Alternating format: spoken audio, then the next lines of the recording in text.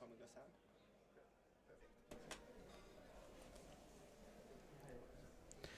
Welcome to the 2022 European Championship of the 49er FX in Nacra 17. I'm Ben Remacher here with Chris Musler, and we're about to start our first Gold Fleet race for the 49er FX fleet here on day 4 of the regatta. Chris, we've got a windy offshore set of conditions here. We've had a slight delay to the start, but it's going to be excellent racing. What do you think? What do you see for the day?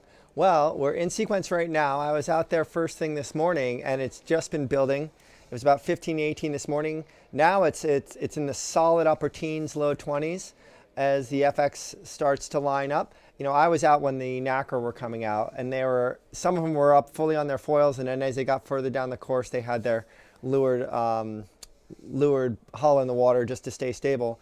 But we're probably within 3 minutes right now, and we're just seeing them line up. But they are all the way down there, like almost like 2 or 3 miles from sailing Aarhus here, so downwind of us. The breeze is offshore, northeast. And here we are on the starting line. They're right up against the national park on the island that's downwind of us.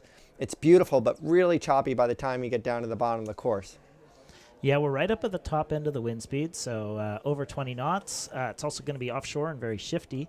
So it's going to be a real test for these teams.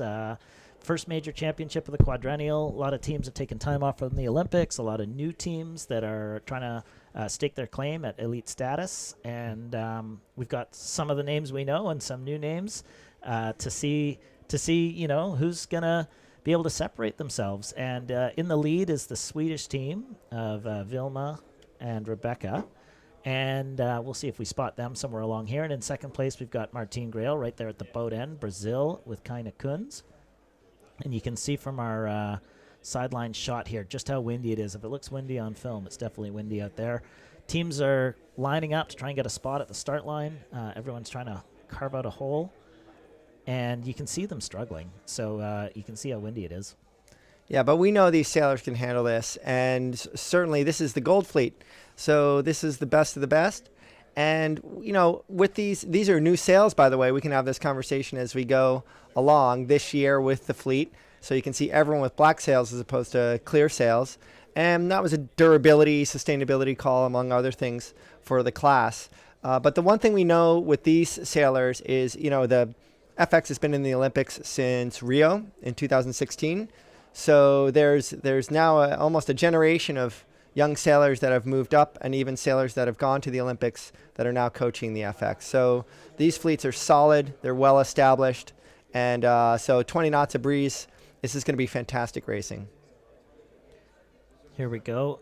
Just looking, for those of you who are keen on the timing, we're looking for that red and white checkered flag at the boat end to go down. That'll help us spot a minute, and then we'll know how long we have to the start here. Yeah, and as usual with these kind of things, we're kind of trying to get our technology right. It's been really wavy. Okay, so there it goes. We have 1 minute to the start right now, and as we go on, we had a boat that had too much. There's too much spray for our drone driver right now, and so we're going to work on our technology, work on the timing, so you can keep you better informed. I know that's tough when we watch these races live. So we are at coming up on 40 seconds to the start. It looks like, you know, yesterday, if the right side was favored, every boat was at the right side. So this tells me that the fleet is kind of moving down the line, middle to pin end of the line, which tells me that the most breeze, at least right now, for the first half of this beat is on the left side. Third place overall in the middle of your screen is USA. They're looking to get a good boat start here. We're just 15 seconds to go to the start. You're going to see everyone start accelerating. Looks like we're going to have a distribution across the line. Brazil sticking out in the middle. Looks like Canada's trying to take the pin. Argentina taking the boat. Here we go. In 5 seconds. Go. There we go. Good start from Steph and Maggie, USA in the middle. Good start from Sol Brands with Cecilia Carranza from Argentina. New combination, both Olympians. And then a couple, we're going to see a few boats here from who are having bad starts tacking out. That's Poland 888, Malzak and Jankowski. And the one thing that we're going to try to see here is right off the line, the people that get bounced off to the right that are in second row on the start, they have to get out of there usually and get some clear air. The one thing we want to figure out is if sometimes that lead pack gets stuck going right because nobody wants to budge or there's someone up on their hip. So if half the fleet winds up splitting off to the right, even boats with their bow free, then we know that this course is pretty even. So right now it's still the boats going right that were second row, and still the boats in the front of the line from the middle to pin end of the line are still going to the left. So right now that still tells me that the kind of the middle left side has the most breeze, but you can see it's full on right now. It was a little bit lighter at the start, and then you can see everyone's into the breeze right now. That is solid upper teens, and it looks pretty steady. And we're looking straight upwind at Sail Aarhus. So we got 2 split packs, but about half the teams going right, half the teams going left. On the far left side of the course, so the side we can't see, we've got teams from Canada and the Netherlands, Finland, USA, and Sweden. Teams going right, the ones that are in our picture, Denmark 370, Poland, Italy, and it looks probably like the teams who have held on starboard have done the best so far, but actually that's Denmark 49. Schmidt, who's come back in the picture. She was a bronze medalist at the 2016 Worlds. And, so the Danish teams have gone right. So either they were forced there or maybe they know something. They do have the local advantage. So let's keep an eye on that through the day. Yeah, we have a couple Danish teams out there, and I interviewed one of the younger teams yesterday, and there's a big difference, Ben, between the sailors that are kind of first-time campaigners and the ones that are really focused on a medal hunt. It's really actually hard to talk to them during the regatta. Like you said, we try to talk to them in the morning, and they come down with just enough time to do everything they need to do. They spend their time properly, at their hotels, resting, stretching, training, and it's pretty it's pretty tough to talk to them, but you know that they're super focused. We've got Girbani and Bertuzzi here from Italy who are in picture, looking over their shoulders to try and get a tack in, and that's Tamara Etchegoyen with Paula Barcelo, the 2020 and 2016 world champions. So a couple top teams here looking over their shoulders, gone pretty far right. In offshore conditions, it's likely to be shifty all the way, so I'd be surprised if teams want to go all the way to a side so early, but maybe a couple of these teams are looking to get some fresh air after poor starts. Yeah, and the majority of the fleet now is it's actually almost 50-50, but there are a lot of boats on Port Tac. That was that shift that came down the course, probably after the first third. They just passed the first third. They're coming up on the halfway mark of this beat. Really interesting looking upwind here. You guys would have seen the buildings in the pictures. That's where Sailing Aarhus is on this peninsula. And when we were here for the 2013 Worlds, there were 0 buildings. I think there was 1 or 2 buildings under construction, and now it's like a downtown sticking out into the water. So it's a really dramatic transformation for Aarhus as a city. And here is Denmark 370, so that's the Schmidt Sisters. We're leading the regatta for the first 2 days on home waters. I talked to them this morning while they were trying to actually force food into themselves. They were so nervous they couldn't have the regular breakfasts, but they were having pasta lunches just before they went out. And they've been in Gold Fleet twice this season, but they've never been as far up in the top of the fleet as they were this regatta so far. Lots of Danish TV interviewing them, and you can see why. They're sailing really well here. They might struggle to hold off Etchegoyen long term in that position, but you can tell they're winning this side or right at the front of this side and having another good result. The fleet is pretty evenly split across the course. What this is showing me is that the breeze is really oscillating back and forth. Unlike yesterday, there was one big shift in a whole race. Here it's going back and forth. We have the Spanish and the Danish teams that Ben was just talking about leading the pack from the right, but we really see that the front group from the left is ahead of the game right now. So we'll see what happens when they come together. Yeah, in the lead overall, coming from the far side, is Norway, a young team, Pia Dahl Andersen with Nora Edlund, and they had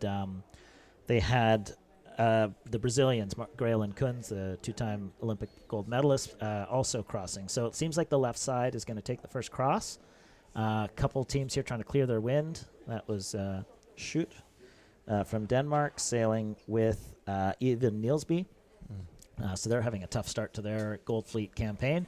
Shoot and Neilsby just getting back together as a team after quite a few years off, or at least for Shoot. And yeah, we can just see now, I think that's Grail probably crossing. It's a little hard to tell. Yeah. But quite a few teams from the left are the ones that are in contention overall. Finland 4, who obviously were fourth at the last Worlds. Gronblom and Hoka having a good race on the far side. And the one thing, a little bit of education here in oscillating winds. Usually you have a chance to win from both sides, depending on what side of a shift you tack on. But if there's a slightly more dominant side, the lead group of that side will be the lead pack. But if you win the non-dominant side, you're still well in touch with that pack.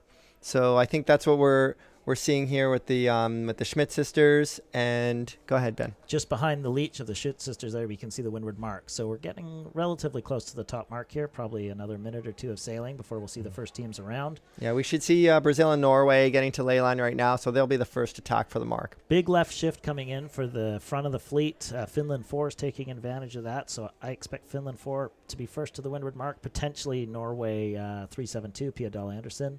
And the Brazilians, but they're on the far side of a big shift. It might come back for them. But, yeah, they're sailing up and around. But these shifts, by the way, we've had three real shifts up this beat already, so they may have to just wait this one out. I have a feeling that those boats are going to be easily on top of the rest of the fleet coming back. Yeah, we're just a little. Our cameraman stuck behind, unfortunately, the last boat in the fleet, but who's going to go all the way to ley line. So we're probably going to miss a little bit of the windward mark. But we'll tell you what's happening on the tracker. We've had the Norwegian and the Brazilian have tacked. Finland 4 is approaching them. Yeah, Ben, I stand corrected. That shift lasted long enough to have Finland right in the game. Yeah, so we'll just go check here. We're just going to adjust a different camera to see if we can grab the windward mark for you. And I think we're going to see Finland lead into this windward mark. That's Gronblom and Gronblom and Hoka. They actually almost missed Gold Fleet after being fourth at the Worlds last year, but they squeaked in there about 21st overall. You can follow along online. You can go to 49er.org and then click on the Euros page. There's the link to this broadcast. There's also the results, and there's the tracking as well. So if you want to follow along at home, I suggest you do that. And that left shift is held on long enough that the boats to the far left are right in the mix here. Now, this is a crazy poor tack approach to a lot of starboard tackers. So Saskia Taddy and Black. What's Black's first name? Freya Black. Freya Black. They're right in there in the mix, weaving their way through into the top five. And we have Joe Alley and Molly Meach. They work their way back up in there too. So a lot came out of that left side at the very end. That shift lasted a really long time. And I think they kind of lucked out with that too, that shift lasted that long. Yeah, the shifts back and forth have been very high frequency as they've been getting close to shore all week. We've actually had the courses relatively far away from shore all week, so that so the sailors had good conditions. But in the higher winds today, we decided to bring them a little closer to shore. So these runs, as it gets windier, the jibing angles are a lot closer. So it's pretty easy, unless there's another big shift. You can see the majority of the fleet stays on starboard jibe. They don't want to get under the bad air of the whole fleet by jibing out. But Tidy and Black, is that Tidy and Black in 7? No, Brickwood and Orton jibed out pretty early. And we'll see. Sometimes those big packs get stuck with each other. And if you jibe out early, as long as there's enough breeze, you might be able to come in for pretty big gains. Yeah, so that's Germany 369 bringing up the last boat around. So that's Hoffman and Bartholomew, probably their first time in Gold Fleet, if I had to guess. Meanwhile, the boats at the front of the fleet, it is the Finnish who are still in the lead. They've gone for their first jibe, so that's the leading group are the ones you can see in the background there, jibing away. The Finns are being challenged by Brazil, who's coming over top. So Martine Grail and Kaina Kunz who always move forward in races, it seems. They're in a good spot here right now, and they're going to really put the pressure on Finland to try and get into the leeward marks. We will be getting our drone back in gear. Our boat was just a little too small, and considering the conditions and things were getting wet. But we will be able to get those angles right now. Here we go. We'll probably have GBR 230 jibing pretty soon to Brickwood and Norton to see if they've made gains on that big tight pack that's to their right. But right now the top two boats are pretty well launched, but these jibing angles are really tight. I see that British boat just really, maybe they have a big right shift in pressure. Yeah, there's a big shift right now. Soaking down. There's a big shift right now in the downwind, and the people taking advantage of that the most are Megan Brookwood and Stephanie Orton. They were the first to jibe, and now they are coming back, but they're actually so headed they're overstood, and they're going to miss the leeward marks. Meanwhile, Finland 4 is actually in fantastic position right in the middle of the gate with only a couple hundred meters left to go. We are not describing what's on picture. What's on picture is one of the trailing boats in 23rd overall, Shootin' Nielsby. And we're just struggling with our static camera to capture the film for you. And so we're on board with the sideline camera who's stuck in the pack. But back down at the leeward marks, we've got the Finnish who have outdueled Grail and Kunz so far, at least. They're now taking down their spinnakers, and they're going to go to the go left mark. Meanwhile, the Brazilians are also the Brazilians are actually going to split from them. So, oh no, they're jibing. So Finland has held off Brazil on this downwind leg. There's a huge pack actually who's caught up to them. So it's going to be a very tight. It's going to be a very tight leeward mark. If anyone thought that these conditions were a little too strong to sail the race properly, they were wrong. These sailors are getting around this mark. Right now on our screen, we're just looking at the other course, but right now half the fleet just rounded the mark inside of almost 30 seconds. And it's really fascinating. Here we can see it on screen. It's really fascinating to see how they can really weave through. I've watched these roundings a bunch at World Championships in this fleet, and the way they're able to weave through each other at high speeds is mind-blowing. Their hand-eye coordination, each member of the team is really impressive. Right now, what we have is, regardless of the shifts right now, the majority of the fleet rounded the right-hand mark facing downwind, which means that they are aiming for the left-hand side of the course. So I think, as they came down that beat, there must have been more breeze coming down that side of the course, and the majority of the fleet decided to take that gate. It's certainly where the leaders came from last time, the go left gate. The leaders came from the left, and most of them are going back that way. Finland 4 has stretched the last shift into a quite relatively comfortable lead of a couple boat lengths, and we're just seeing the last of the people rounding the leeward mark here. Cool, and the current world champions, Van Aanholt and Duits, are in third place right now. We've been waiting to see them. They've been climbing up the ranks in the previous races, and we were just kind of waiting for that cream to rise to the top. But right now, Spain has really worked their way back up into the fleet as well. They are right behind in fourth place. And let's see, anytime there's a split like this, now we have, let me just double check, and you guys, everyone at home can follow along with their tracker, that the fleet is actually, almost 2/3 of the fleet is now headed right. So we have Finland in first. The air is always a little bit cleaner up there, and we're seeing the boats that are on starboard tack. So we're seeing the boats that are on the left side of the course right now on the screen, and they're lined up pretty well. And we're just going to see if that's where the most breeze is coming from. You can see, even when you look on your camera here, if you can see all the white water that was down by the leeward mark behind these sailors, and it does we were coming up in under the land, so you can see it's getting puffier, it's lighter in spots, and things can get very changeable as they come up this beat. But right now we talk about things called the ladder rung, meaning how far up the course are you on your given side. And right now we see two things. We see that the boats on the right are a little bit further up the course, but also we see the boats the boats on the left are further up the course. The boats on the right are all getting headed. So look for the right side of the course, and this is these boats we hear where we see their full sails, Sweden and Denmark. We're going to see them probably start to tack pretty soon and make their way back. Now, like on that last beat, that left shift lasted for a really long time. There's a big left shift halfway up the course, and it lasted that way all the way up the rest of the course. Right now, Finland is still shown in the lead, but because of this right shift that we're seeing on the course, they are kind of stretching out past ley line right now, past port ley line. Again, they have a nice gap on the Brazilians and Spain. And let's see which New Zealand boat.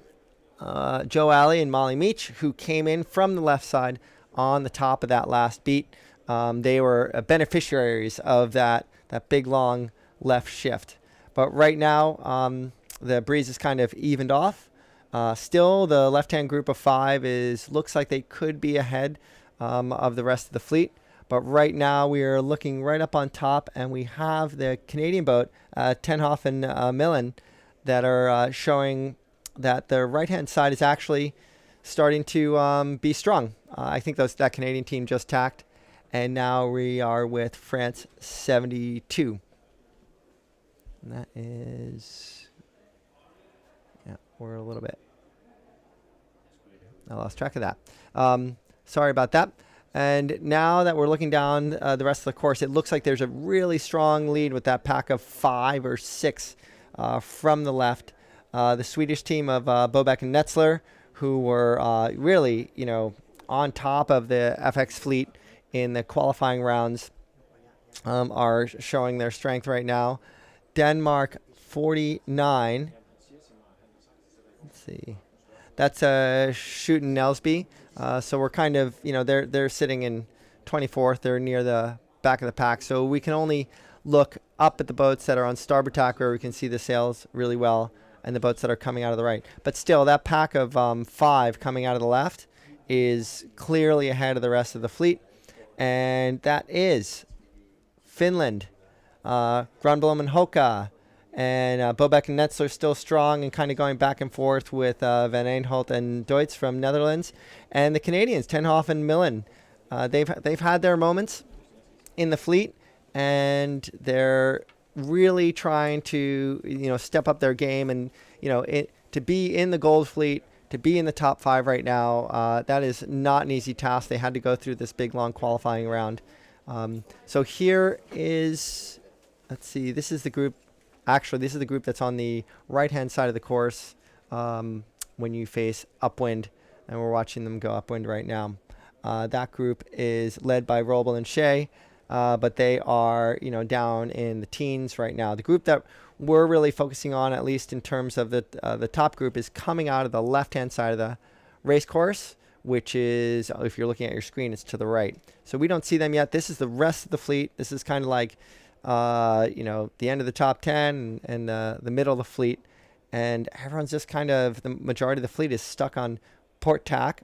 The fleet that we're seeing right now is kind of falling off the edge of the earth, while the pack that's on your screen to the right, but on the course to the left, is still getting a little left shift.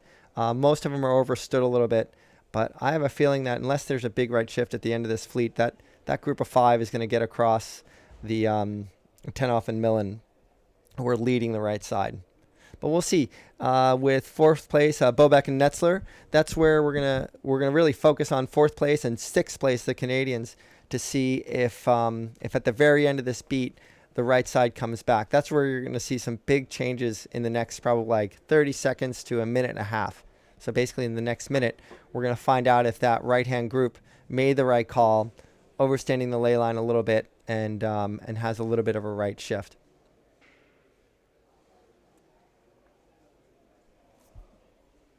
Right now on the screen, GBR 24, Black and Tidy. They are, this is a very new team.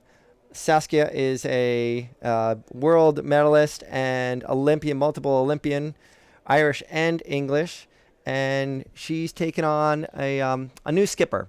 Charlotte Dobson is on to the world of finance as a professional working stiff, but Freya Black Freya Black is an excellent sailor, and they are working through their new campaign with moments of brilliance.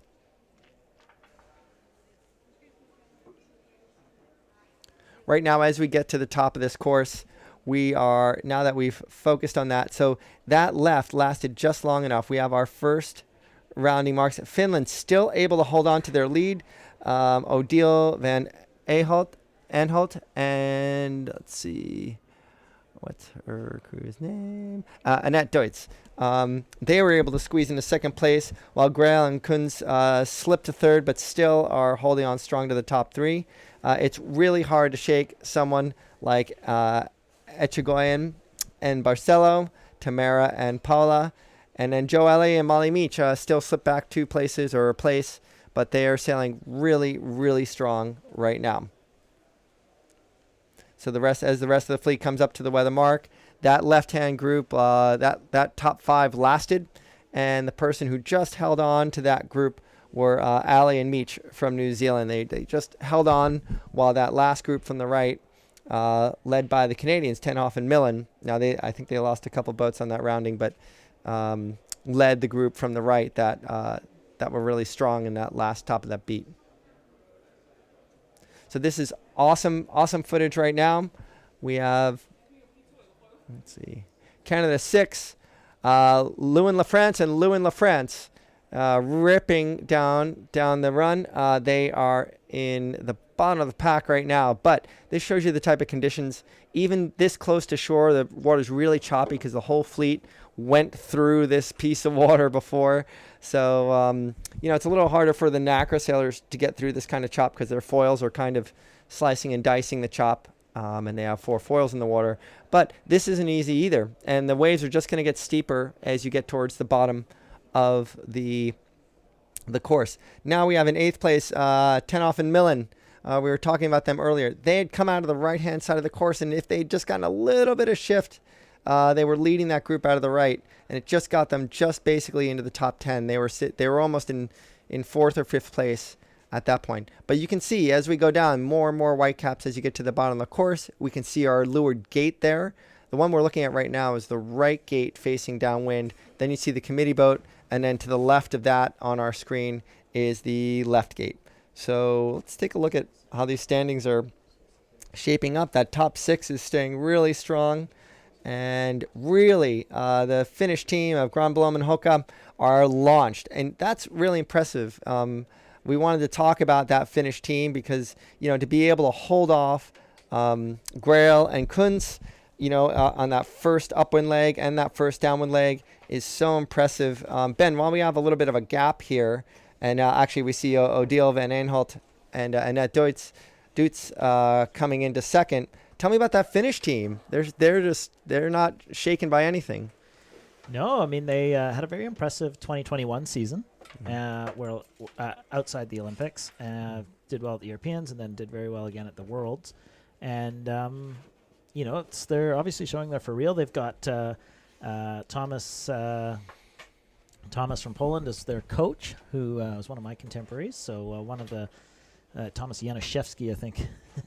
Poland's always have the tough names, but top coach in they've been together for about a year now already, and they're obviously able to handle the big sailing, the big conditions. Last year was actually quite light, so they're obviously good in the light stuff as well, and could be a team with quite a lot of promise. Cool, and we've been watching here Alex Maloney and Olivia Hobbs. Alex Maloney actually was sailing with Molly Meach in the last quad, and they went to the Olympics together. Now Alex is with a new crew, Olivia Hobbs, and they're ripping right now. They've moved right up into 6th place. This has been a really great run for them. I think they were one of the earlier people to jibe, and so there are plenty of shifts to go for here. And Ben, in the as we get down to the there they go in for their jibe here. Let's see if they can get across some of these boats. They'll a little bit of tough angle with that leeward gate there, but they've obviously pulled off their jibe. Going to have the Canadians just out ahead of them. That's Tenhoff and Millen, I think. And clear lane for them through to the finish. These are all the boats finishing here, coming into the line. So this is the top 5 or 6 or 7 boats, I think, coming into the finish line here. So Finland held on to the lead. Netherlands squeaked into second. They came back from about 6th or 7th place for a while there, and the Brazilians held on to third. Of course, former world champions Echegoyen and Barcelo in 4th place. And it looks like the Canadians made it into 5th, 10 off in Millen. That was a great comeback. They picked off 3 or 4 boats on that run. Yeah, next coming into the finish line, we've got Norway 372, our early leaders in the first beat. Australian 41, which one's that? That is Lloyd and Duggan. So Tess Lloyd back in the picture after a couple years away. It'll just saw Schmidt Sisters also finished in that group. So good job on them. Germani Bertuzzi from Italy 10 are coming in through the finish line now. You can see it's still very close.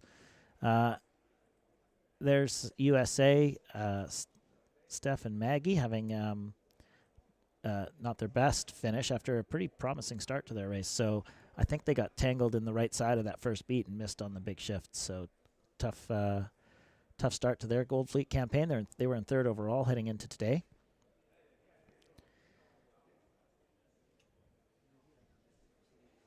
Couple more teams coming through here. Tight finishes all the way through the fleet. I'd say the FX fleet is probably deeper than we've ever known it to be so far. We're now in our 3rd quadrennial, and or rather starting our 4th. And some of the teams have been in since the start, and some of the teams are transferring from other classes. There are 4 gold medalists in this fleet, and they all made Gold Fleet. 4 gold medal teams of teams that have gold medal. 4 teams that have gold medalists in them. So we've got Graylin Kunz. We've got Charlene Picon coming over from the RSX, sailing with Sarah Stayart. She won 2 golds, I think, in the RSX. Tamara Chigoyan won match race gold in 2000.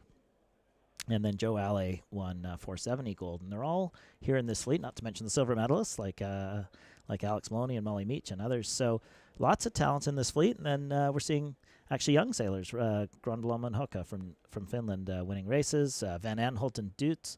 Dutz is silver medalist, but Van Aanholt hasn't been to the games yet. Now she's world and European champion from 2021. They came 2nd in that race. So lots of talent. I think it's going to be a really exciting quadrennial for this fleet, and starting to see the depth through there. We saw some top teams not even make Gold Fleet, which I don't think we would have seen last quad. So really interesting there. We're going to take a little break. It'll be about 6 or 7 minutes until they get the flags in sequence for the next race. So we'll just put it on a commentary pause. We'll keep the camera focused on the start line here so you can see what's going on. And we'll be back with race 2.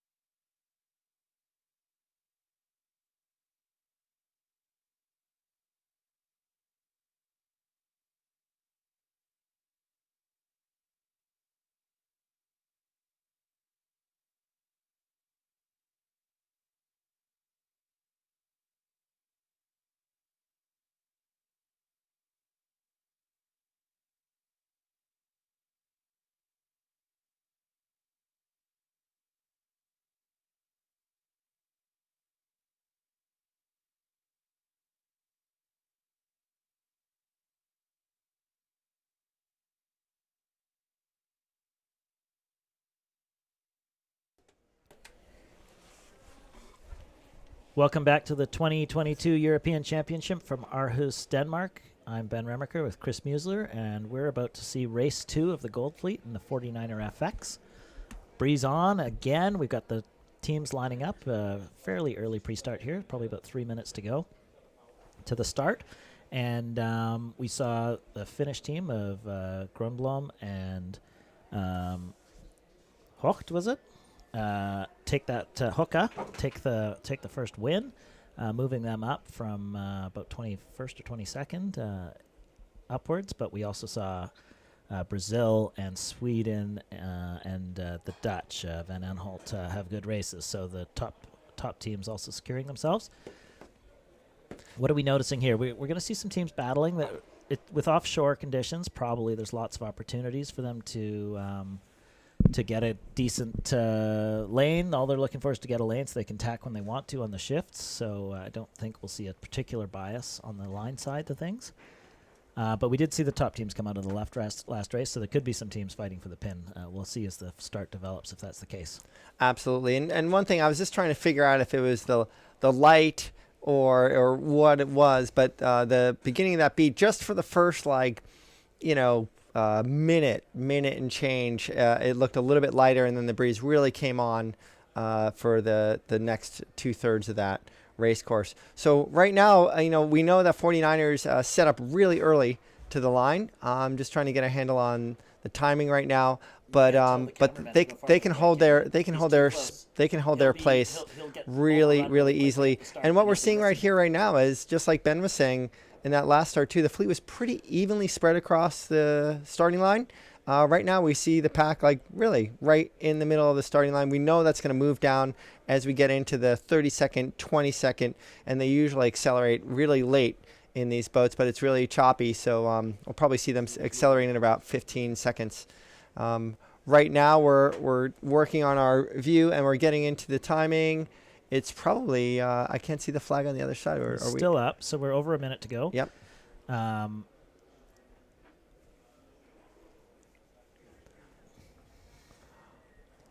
The one thing that we know is that this fleet does slowly move down the line as we get towards a minute. That flag is still up. And right now, let's see. Let's take a look at the boats that are kind of right there. That's Tess Lloyd in Australia 41. There we go. If that's still her same number, so she's looking obviously to win the pin. Now we look at our big picture start. Oh, we might miss the timing here. Yeah. That's okay. We're really close. We're probably just about at a minute right now. We see, I think that's probably Norway or Denmark looking for a last spot coming in on port. There's, probably 30 seconds to go. Mm-hmm. And the fleet's edging forward to the line, fully distributed across. There we go. Argentina was down at the pin the last race too, and I think smart money. What? Go ahead. So Sol Brands has moved. They came fifth. She came crewed to fifth at the Olympics from Argentina, and now she's sailing with Cecilia Carranza, the 2016 gold medalist who sailed with Santiago Lang in the Nacra, and the two of them have teamed up and had a fantastic season. Mm-hmm. So really good for a crew to switch to a skipper and do well. Doesn't happen all the time.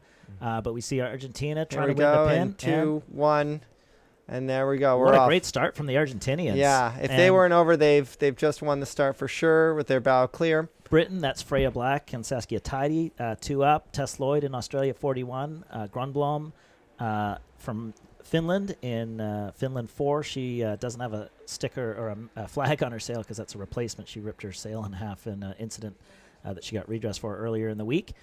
Canada 6, I think that's Llewellyn France. Sisters on their hip, and then Brazil having another good start in the middle of the line, so they're on the charge again. And Britain 230, that is Brickwood and Orton. So Taracha going a little in a deep hole there, and a few teams going right, obviously, as well, spat out at the start or maybe by design. Mm-hmm. But Argentina, fantastic start. Won that pin. They came in fairly late. Yeah. Took the last spot from Tess Lloyd, who's now going to get rolled over here, and they've won the pin. They've got freedom. Freya Black with Saskia Tidy, GBR 24. They're punching forward. They're quick in this, you can see. Mm-hmm. Gonna probably a little bow forward on Argentina now compared to a few minutes ago. Yeah, the fleet really kind of almost at the last minute moved down toward the pin. Now, maybe, we're just based on our tracker and looking at the boats on our screen. But right now, the way things worked out, just in those first 20 yards or so, the left was really advanced. But right now, what we're seeing is the boats on the left-hand side of the course, the breeze is just a little bit lighter, and there's a left shift coming on. They may be all stuck with each other. The tracker is showing the right-hand side of the course. Half the fleet is split. And that is a little bit of a curse. When you win the favored side, things change, but you don't have the ability to tack. So that is that's a tricky thing right now with the fleet. Yeah, they are looking a little bow down compared to last race. So if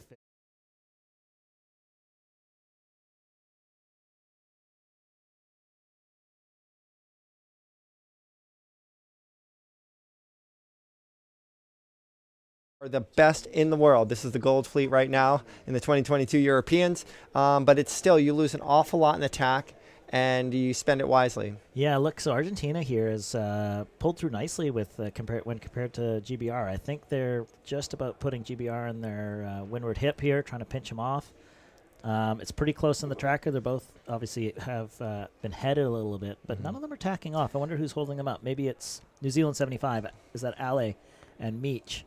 Yeah. So these guys are waiting for space to tack, or if they want to, but certainly don't over lane yet. They're held by Ale and Meech, who's on their line, and Sweden 77, who is our overall leaders. Bobek and Netz are also having a good race. We can't quite see them. They're just right a picture. Right. And if you look at the tracker right now, this is the most defined split I've seen in the racing this week between the right side and the left side. I mean, this is usually what happens in the Nacra. We have the two, the boats at the bottom of the pack at the moment from the middle right and middle left closing in on each other. But still, those packs from the right and packs from the left are still really far apart from each other. They're almost a mile away from each other right now. And as it stands, when you look over your shoulder and you're these boats on the left and you can't get to them, you can't cross them yet, you're not really in a rush because otherwise you concede your loss. So right now we see those boats still heading left, waiting, maybe even praying a little bit. Yeah, this pack on the left's just getting lifted a little bit. So they are, I think, going to be out of phase here. I suspect someone will have a better route to the windward mark than the boats we're seeing. They're in great wind, lots of wind strength, flat water, absolutely ripping. But you can see GBR's now doing fine on Argentina. That's because both boats lifted a tiny bit. And, that's not what they will have preferred as they came to the left side of the course. They're actually up probably 20 degrees from when we saw even 2 minutes ago. Right. So tough spot to be in. It could easily come back. It is very shifty, but they're now pretty leveraged to the one side. On the far side of the course on the tracker, we can see that left shift also developing on the far side. And teams like Denmark 370, Canada 25, New Zealand 11 have taken 2 lifts and are substantially ahead if things hold as they are. Absolutely. And the one thing we talked about with this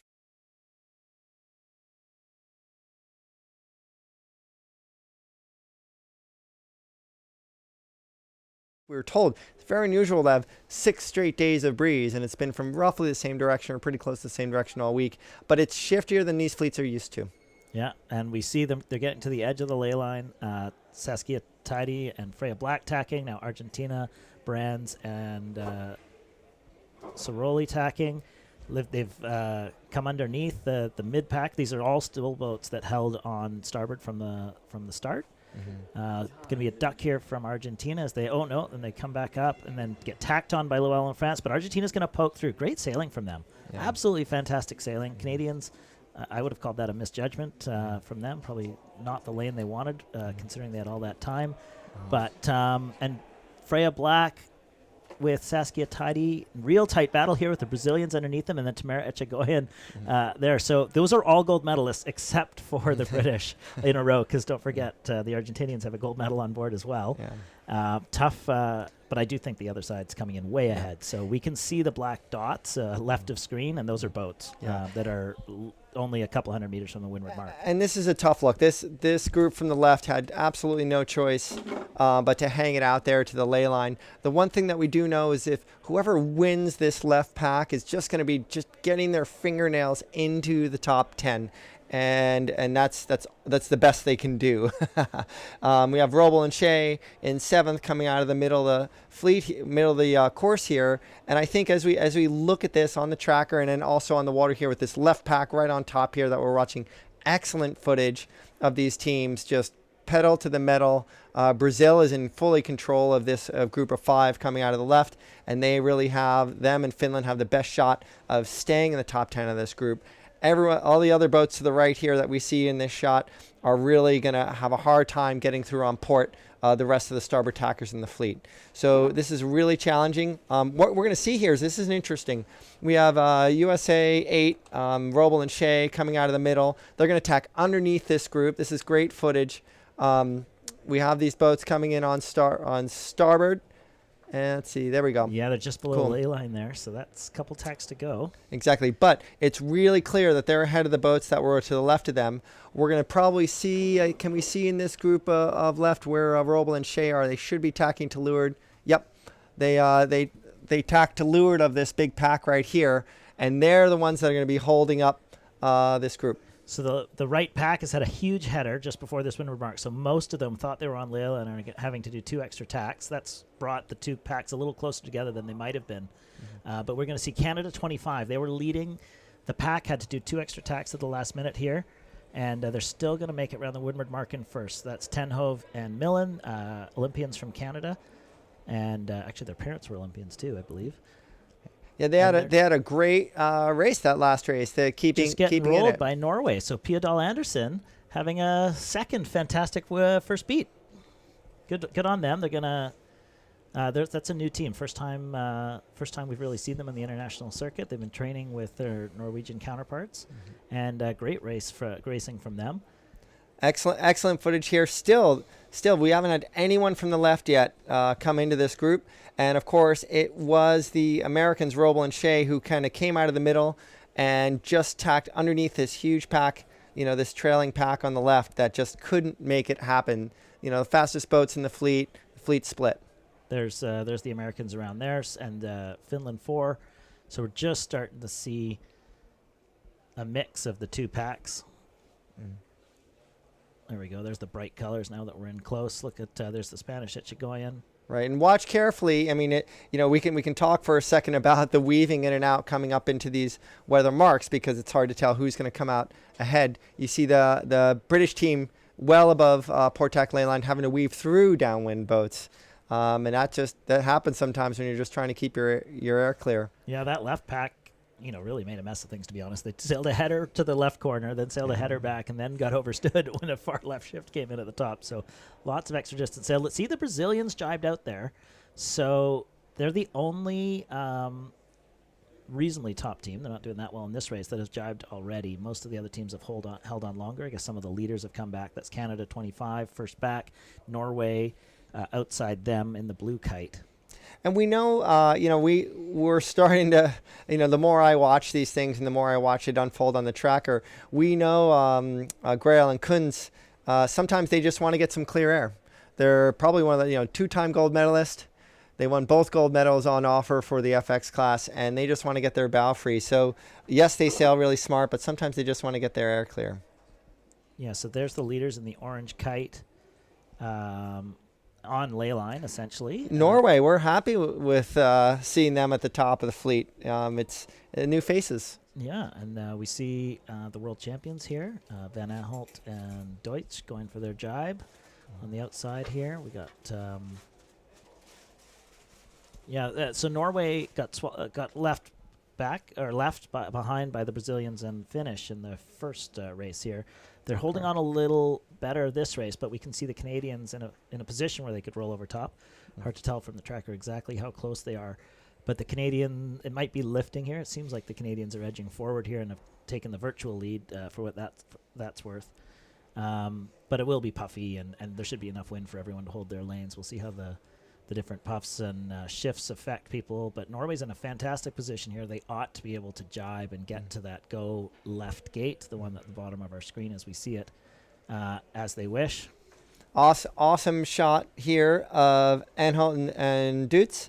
And we know that they're a new partnership Odile won the World Championships last year with a different crew. With this crew. Oh, and with won this the crew. Europeans. Okay, with I'm a sorry. Different crew. Yeah. So had a, Thank you. Yeah, but Annette and Van Aanholt teamed up together for the Worlds, and now I think they've announced a firm partnership, as firm as Dutch partnerships can be in the FX. They've all been ever changing, but world champions already. The two of them. Now this is the Canadians going for their jibe. Are they going to pull it off? Can't quite see, but that was Norway, sorry, who was struggling with their jibe. Now the Canadians have taken the lead. Yeah, I just saw a kite come down there, and I don't know if the tracker shows. Tracker might be paused unless that was the Canadians who actually... that was the Canadians who were struggling, and they probably have capsized, unfortunately. Norway takes the lead. Interestingly, are they going for a jibe drop? Wow. Yeah, and Maloney and Hobbs from New Zealand just passed the Canadian team. I was just going to start to ask all these questions. Canadians will be... Oh, maybe they haven't come upside down. Maybe they just rounded up. Yeah, they're just stuck. Do a bearaway. And the Norwegians also struggled on their bearaway. They're going for the go straight gate, which is typical in these conditions. Stair and Picon, winners of 2 races yesterday in the final of the qualifying. It was it's really fantastic to see them moving up. Multiple medalists, gold medalist in windsurfing, Charlene Picon, and Olympian. Her Olympian skipper. So right now, rounding the leeward mark, we have Norway moved in the first. The Canadians got wrapped up in their one of their jibes and kind of wiped out. Norway, great shots of here coming off the right hand mark, facing downwind, and they're heading off to the left hand side of the course. We know that the left hand side of the course everyone had to hang it out there. We do have a capsized boat there. That might be Canada. We have 2 capsized boats.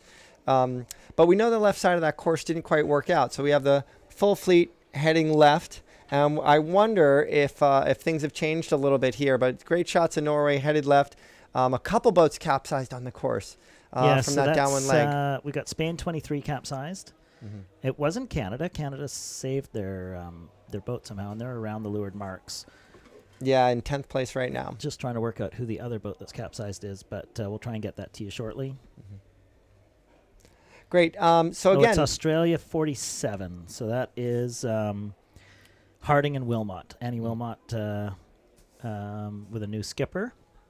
Oh, and the Argentinians capsized as well. So tough break for them. I think the biggest beneficiaries of this downwind leg were the Schmidt sisters from Denmark. They were kind of in the middle of the pack on that beat. They were in that big mix of the back of the right pack and the front of the left pack on that first beat. And so they are sitting in 5th place. They're kind of floating around 5th and 3rd place right now. But right now, it's awesome to see Maloney and Hobbs up there. They obviously have serious competition with.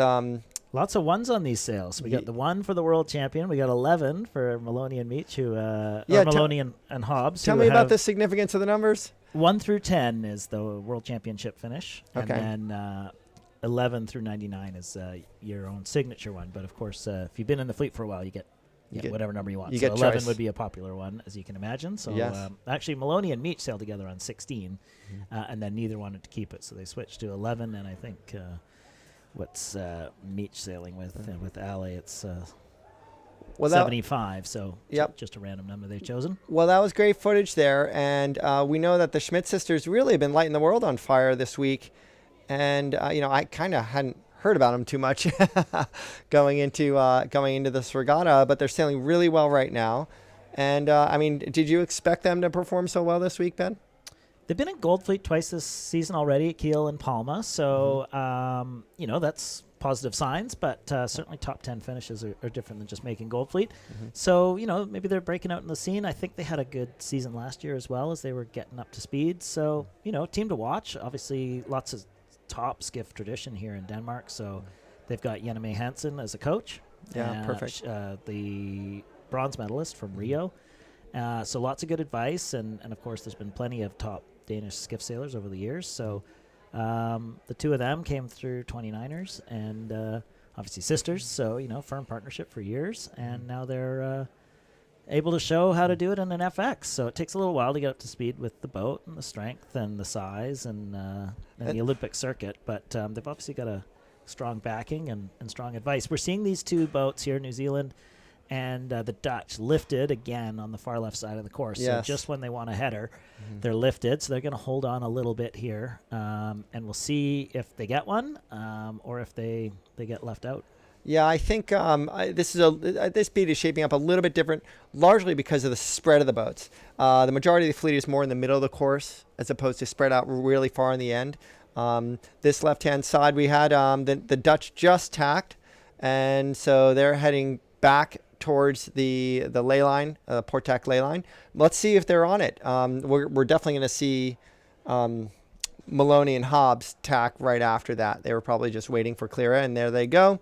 But yeah, when you look at this tracker sideways, it throws my head a little bit. But I'm looking at it upright just to see what side's winning.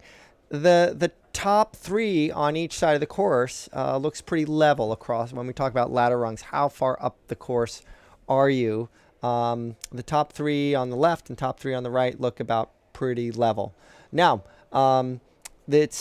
you have a big pack of boats led by Grail and Kuntz in sixth place right now in the middle right.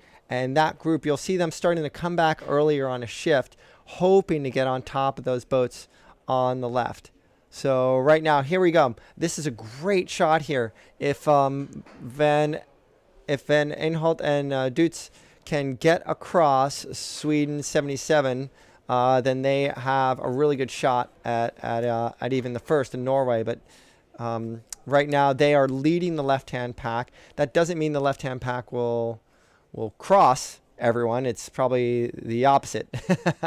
But here's a chance for the left side to actually come good this race, and Norway is getting a little bit of header on the far right. So these are the two groups. It's just going to take about a minute. Sweden did a good job in the middle of the course. Here they come on starboard. I would actually say that they have a chance of leading this race if they play their cards right in the next shift. I think that was a wise move from the Swedes. Getting off to the side of a course on an offshore day is a risky proposition. The Swedes have gone up the middle. They've been able to tack when the wind told them to tack, and now they're crossing certainly Van Aanholt and Deutsch, and there's obviously some shifts from the other side. They're now in the last 200 meters to the mark. So yeah, that kind of hurts a little bit where they tacked, but maybe the Dutch have a little bit of clear air. You can see on the far side, actually, Norway's headed. So I think this is our new leaders, the overall leaders and leaders of this race, Vilma Bobeck and Rebecca Netzler. New team. Actually, they were each sailing with other partners last quad and have switched to sail together, and so far with a lot of success. Now we have one thing to watch out for here. We have USA 8 way out on the left-hand side. They really didn't have much choice when they got out there. They really had to wait things out. They just tacked. If there's any shift at all, when you're that far outside the ley line, if there's any shift at all, you're way overstood. Your only shot at making big gains from that is reaching in at a couple knots more than your competitors. So, but it looks like the Americans are set up for the top 10. Yeah, so we got a cross here with actually the Swedes ducking the Norwegians. Yeah. So early duck there. That was great. The leaders around the leeward mark have held their lead so far. They've only got a few meters till the ley line. Yeah, so they going for their tack. And let's see how the boat handling is from this young team. Yeah, and that was actually a great shot because when you do a duck that early, you have a lot of speed. Here they come back. And if they have a good tack, they might be able to get the Norwegians on starboard. Yeah, so we got couple of boat handling maneuvers here. Let's see who did them best and if the Norwegians can hold. Yeah, it looks like the Swedes can roll them. I think that's a really good opportunity for the Swedes to get back. There they go. Yeah, I think they're over the top of them already. Yeah. Fantastic. Really great job. That early duck was everything. So we got Sweden in first, Norway in second with a pretty clear gap between them, and it's going to get really tight at this mark. I think that'll be Finland 4, right? No flag. Around in third place. Yep. Oh, Norwegians having a little trouble with their set. So young team, maybe the boat handling's not quite at the level of the Swedes. Are sailing so well this week. And here's Finland with no flag, like you said, their replacement sail. Yeah, Van Aanholt with Deutsch here rounding in fourth. Let's watch these sets. If you can see the kite up before they go out of screen, that's a good measure. Great set, and I think the top three have done that. Here comes Brazil. Here we go. Yep, same thing. Kite filled. This is a perfect little test. Yeah. Good so job. And let's see. Yeah, Poland, strength to strength there. Oh, that's It's good to see them back Tamara up. Etchegoyen going for the roll. We got the jibe set there from, I didn't see who it was actually, Mm-hmm. but That call, the jibe set, is two different reasons for that. Some of them has to do with the traffic in front of you, and some of it has to do with the last part of that beat. They might have decided it even before they tacked to the mark. So, and I think that was the case with Etchegoyen. So look for some gains maybe to be made. They are a really smart pair, Olympic gold medalists in Etchegoyen, and world champions. yeah, it's the Italians who have jibe set. Oh, the Italians, sorry. Yeah, it was the Italians that jibe set, and probably decided that the shift at Italy 172 probably decided that they were in a phase that they wanted to get out there. That's Stadler and Sperry, but and the they're the only leaders. The leaders already jibed, so that's a good sign too. A lot of times the leaders just want to extend for as long as possible. They don't want to get in dirty air of the big pack behind them. But the fact that Norway and Sweden jibed and that Italy jibed, I think that's a really good sign. I think it's an excellent sign. And Spain 5. Suarez and Cantero Izquierdo. Did I say that right?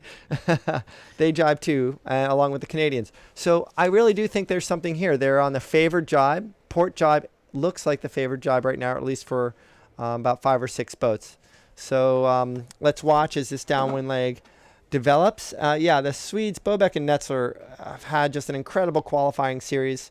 I don't have those scores right in front of me, but they were pretty, I wouldn't say dominant, but super strong. And look at that gap right now. That port jibe, obviously, Spain 5, Suarez and Quintero Izquierdo, they are moving up through the fleet right now. I wouldn't be surprised if they got into the top 5 just because of that jibe set. And Canada, Tenhoff and Millen. I'm really impressed with them. They've had patience around the course. Each time they get pushed back, they use the next leg to pick up. I really want to learn more about that because you're Canadian, Ben, and you don't see a ton, like a huge Canadian squad like you would see with the Germans or the Dutch or those other countries. So it's really impressive to see them sailing so well. Yeah, they're a team that's coming on and almost being called experienced now. Came in halfway through the last quad, went to the games. They're obviously sailing again here. So they're a team, they're young. They come from sailing pedigree, and they're the right size and fitness for the boat. The Canadian team's got some coaching now. So there's the winners. I think that's the Swedish crossing the line in first there. But yeah, just to finish off with Tenov and Millen, they've got a bright future ahead. They're getting pushed hard by their countrywomen, Llewellyn and LaFrance sisters. There's Norway coming through the finish line in second place. So great race for them, having a good day. And I don't want Spain to make a liar of me. They just picked off 5 boats with that jibe set at least. And Spain didn't jibe set. It was the others, the Italians, and they came down together. Sorry to...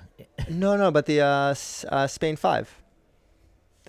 No, not jibe set, but they had they were like the second or third person in the jibe. Okay, yeah. Sorry. Yeah. I've just been focusing on them as that part of that group. Yeah, so then we see Finland came through and the Dutch have come through. As you said, the Spanish have come through along with Stadler and Sperry in 7th. So they're just finishing now. And here we see the tough filming here on the far corner. But that's the pack from about 10th to 15th that we're riding along with. Yep. Maloney and Hobbs kind of dropped down a little bit.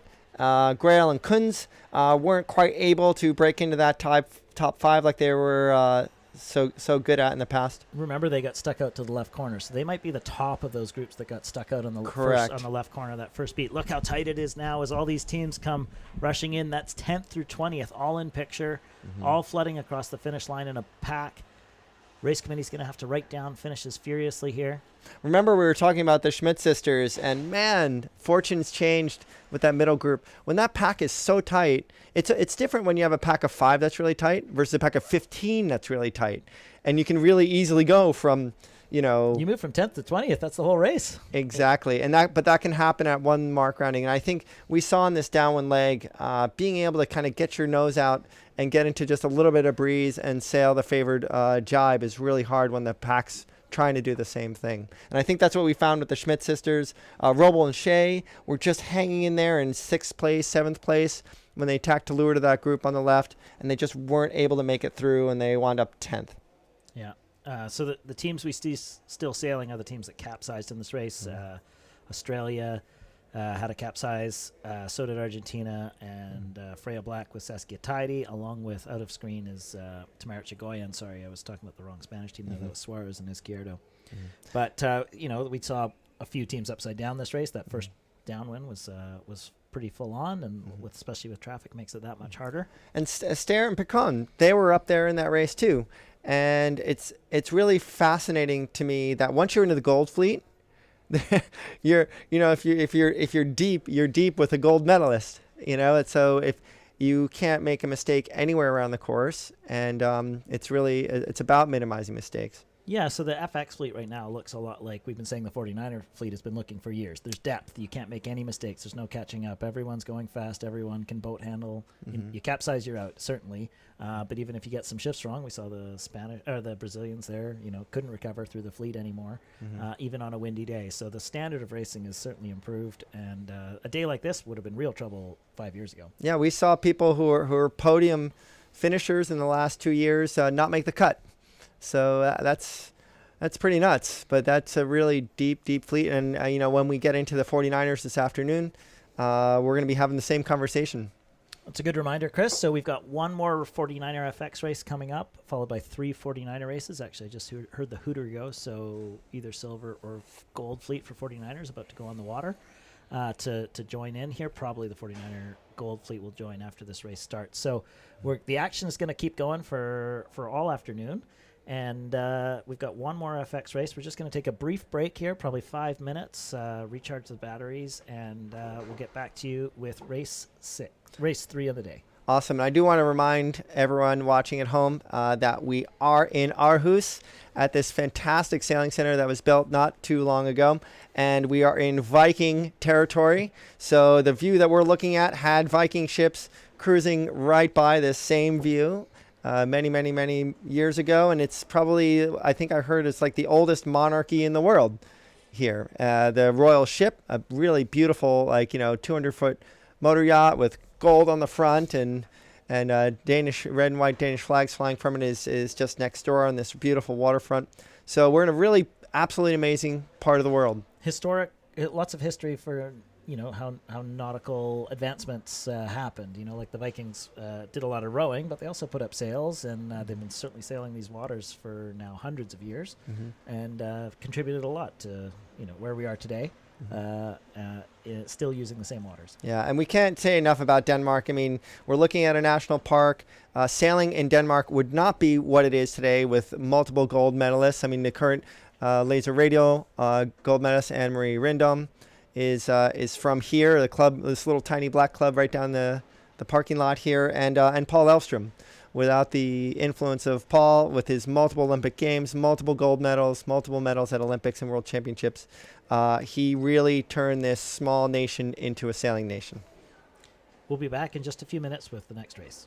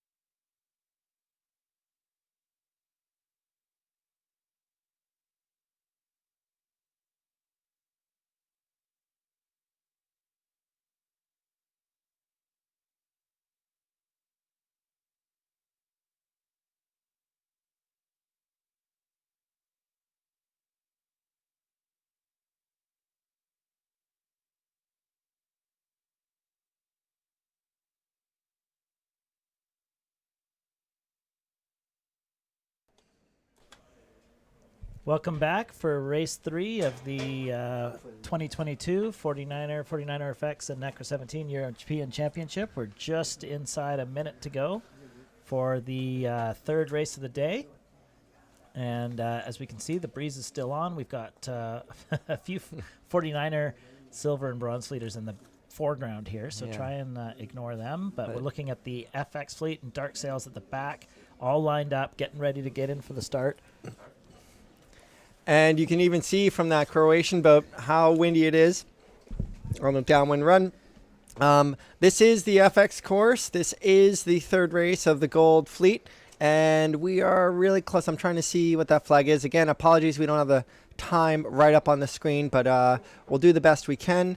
The tracker is up and running. Maybe no, it's not. So anyway, we're going to watch this right now. We're going to try to get the camera angle from the leeward end of the line. And here we go. We're getting ready to start. And in probably 3, 2, 1. And it looks like we are off. Right now, we're going to try to get this tracker going. I can't tell you too much right now because we've got a tracker issue and a camera issue. But we're doing the best we can. We're trying to get rid of these little glitches as we lead on to the medal races, the really important thing as we get into the into this series. There goes the start. We've got teams going right and left. I just explained to our audience, where we stand right now just with our technology. But yes, I mean, the one thing that we are really seeing just from this view alone is that the fleet is a lot of boats jumping off to port tack right away. Not just the boats that were second row, which is what we were talking about in the first race. So, but right now we're waiting for the tracker to get its act together so we can see where everyone is on the course. And it's kind of hard to tell from this angle. Obviously a beautiful angle, but we are figuring it out. So as we get our act together, we will chime back in. This race has started, third race of the 49er FX Gold Fleet in this European Championships. And the boats that we can see right now is the Australians and the Brazilians coming off on port. I think, the one thing that we do know from this race course is that, we have had a shifty course back and forth.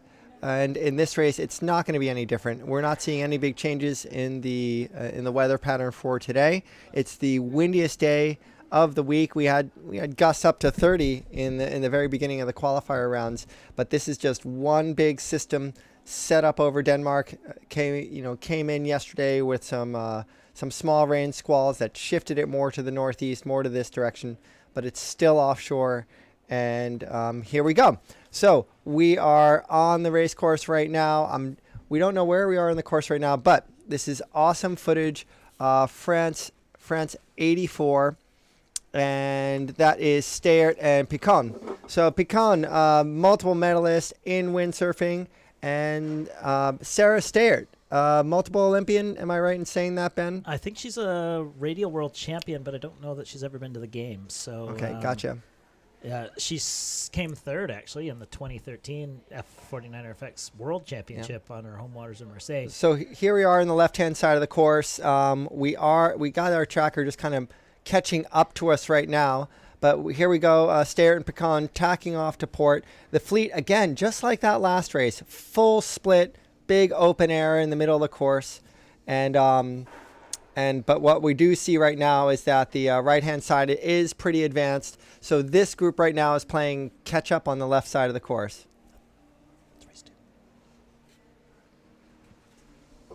So we're just seeing Tess Lloyd, I think that is probably. No, it's not. That's 47. Australia 47 is Harding and Wilmot, just going outside our camera boat. We capsized for a second. Yeah. So you can see the 49er fleet heading out in the foreground here, and then the FX Racers, that's Finland 4. She's part of our crew here. Let's correct, though, by the way, that our tracker still isn't working. I was looking at race 2 on the tracker, but real time on the course with the French and the Argentinians. coming out of the left-hand side of the course along with the Australians. They do look pretty strong there from this angle. And again, the Argentinians are sailing really well. We were really impressed with their boat handling and their boat speed, the way they played that second beat of the last race. Yeah, I say we were very impressed with their boat handling on the upwind, and then they capsized. That's right. We can't let them off too off easy, the hook, nor yeah. would they want to be. Mm-hmm. Two very determined women there, and Solbrands and Ciroli. But they're obviously going to be contenders this quad, I'd say. They'll clean up their boat handling on the downwinds. And looking at Laura Harding and Annie Wilmot from Australia. Australia, did they send a team to the last Olympics, an FX team? Yeah, I think maybe Tess Lloyd went. I'll double check that. Yep. Okay, cool. Because I know some countries in Australia, there was talk about that even if the team... you have a top team in the FX. If some countries, if the country isn't doing well enough internationally, they won't send a team to the Olympics. And I think the Australian FX teams have been kind of up and down in terms of the national support for those groups. Yeah, it was a very controversial 2016 that must have been it. Campaign for Australia to get to the Olympics, but it was Tess Lloyd with Jamie Ryan, who sailed to 13th in Tokyo. Gotcha. And now Tess has a new crew in Derva Duggan, which is not who we're looking at here. This is to remind everyone, that's Harding and Wilmot. And Wilmot was in the game last quad and now has a new skipper. So Australians have obviously where the boat's from is Australia, and they've got a lot of skiff sailing down under. I don't think we need a tracker right now to tell us that Argentina and France and even Australia here are in a really strong position on the left-hand side of the course. Particularly Argentina and France, who we've been lucky enough to be underneath them before they attacked here. We're trying to figure out who that is to the right of them, but it just shows that that the level of this fleet. We haven't seen Argentina in the top 5 in the FX here, and Steyrt and Picon are just climbing the ranks. We talked to them a lot this week about their development. They call themselves the mommies, like two mommies in a boat.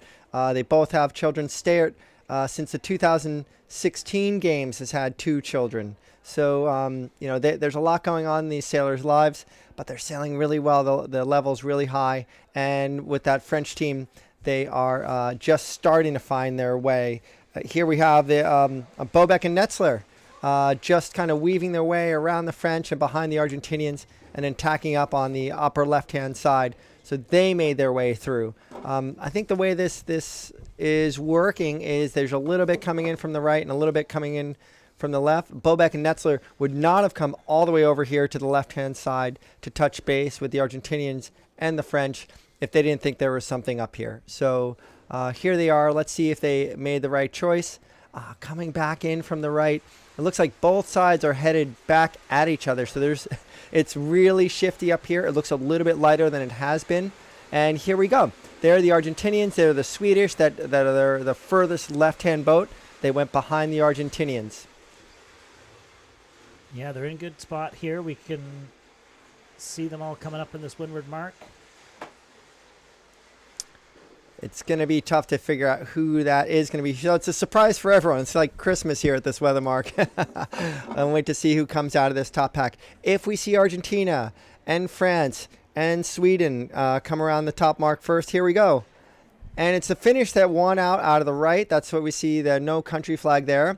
And then the Argentinians and the French and the Swedish, the two Dutch boat and the French boat, coming out of the left-hand side. So Finland came out of the right. They won their pack. And then the Argentinians won the left-hand side of the course. And they are in second. This is awesome footage.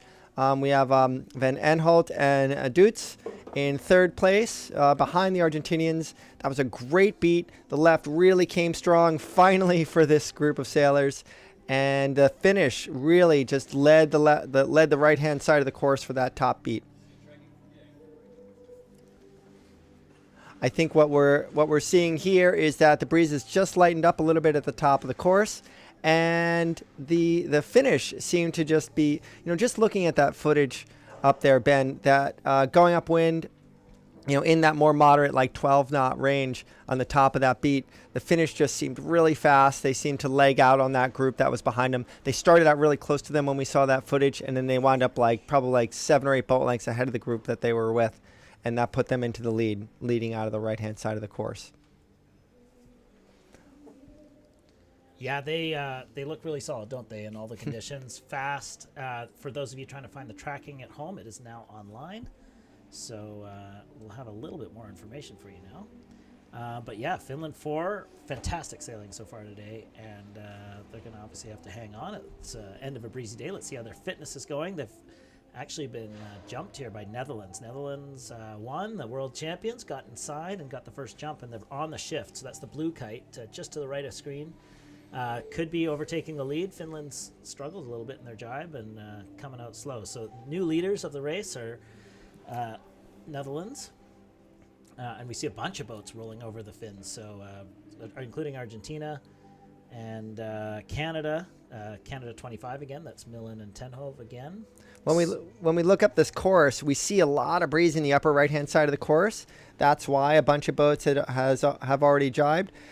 USA 8, Roble and Shea had jibed earlier than most, but they were pretty back in the pack.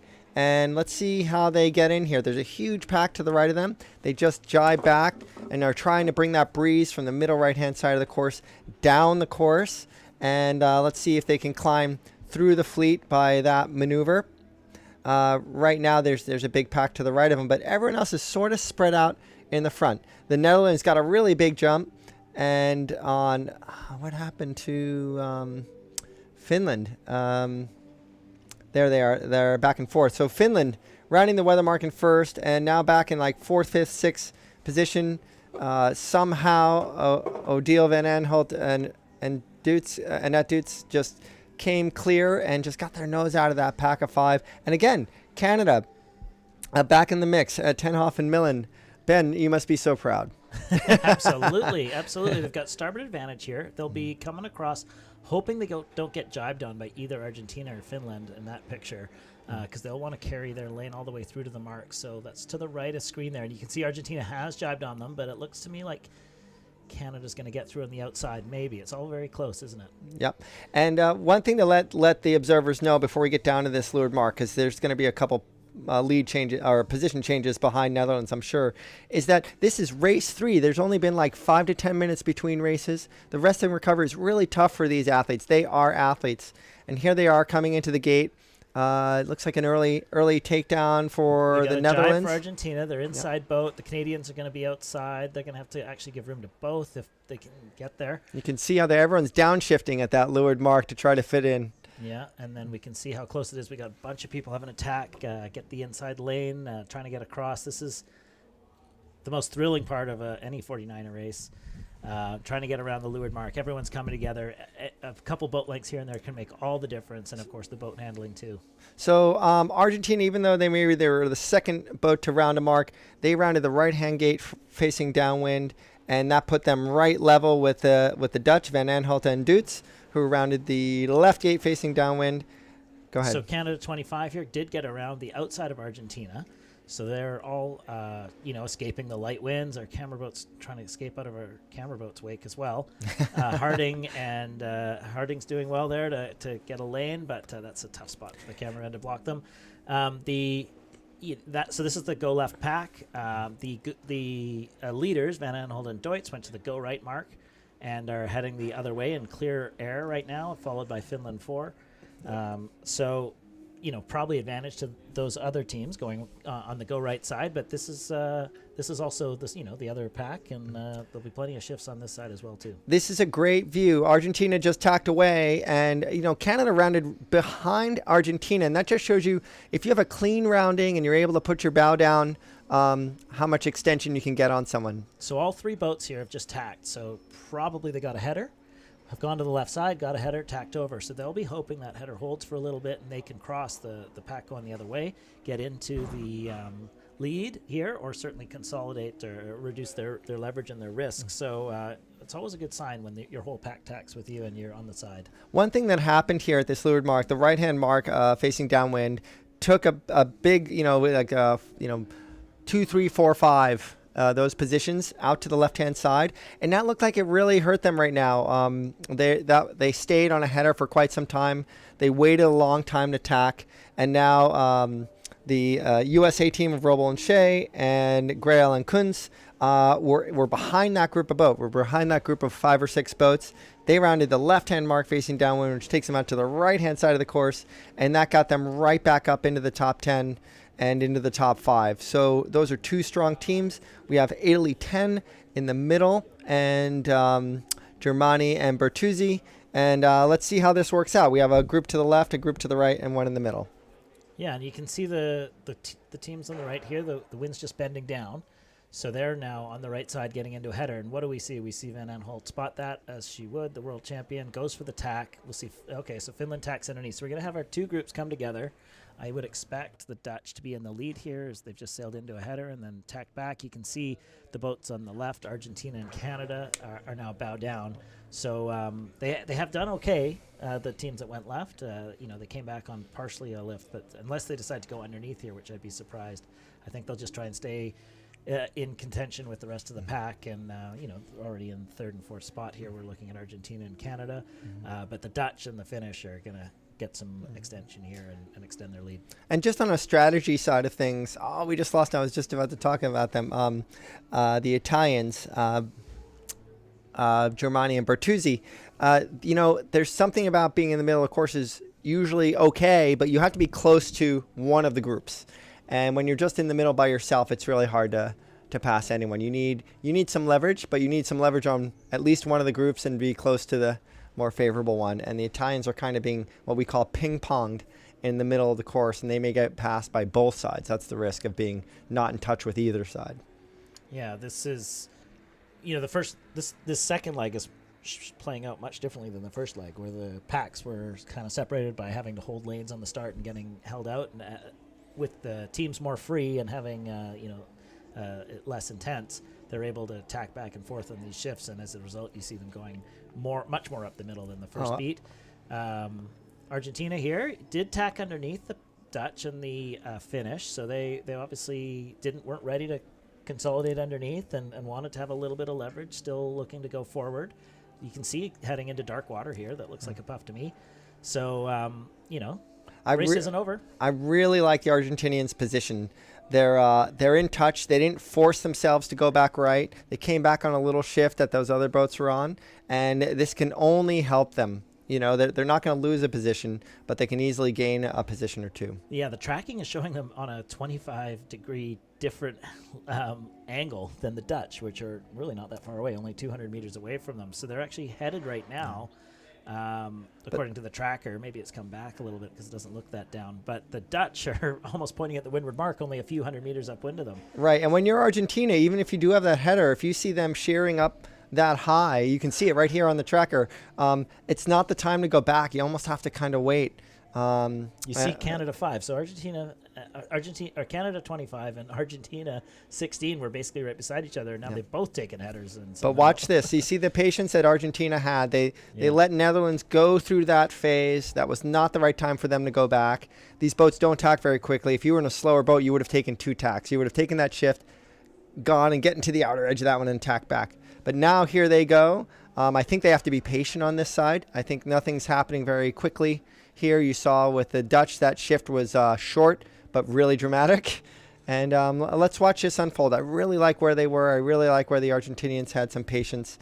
And this could be something very good for them. It certainly looks like they're going to cross everyone but the Dutch now and move up into second place, doesn't it? Actually, with some room to spare. There's still plenty of time for shifts, but the right side has gotten really patchy, it looks like. Lots of teams going all sorts of funny angles. So it seems like the strongest wind and maybe the best wind is where we see the Dutch and the Argentinians right now. Argentina's really closed the gap on the Dutch. Oh, absolutely. And by the way, just big shout out to our Danish stream team here. Great footage. We're doing really fantastic. The streamfactory.dk.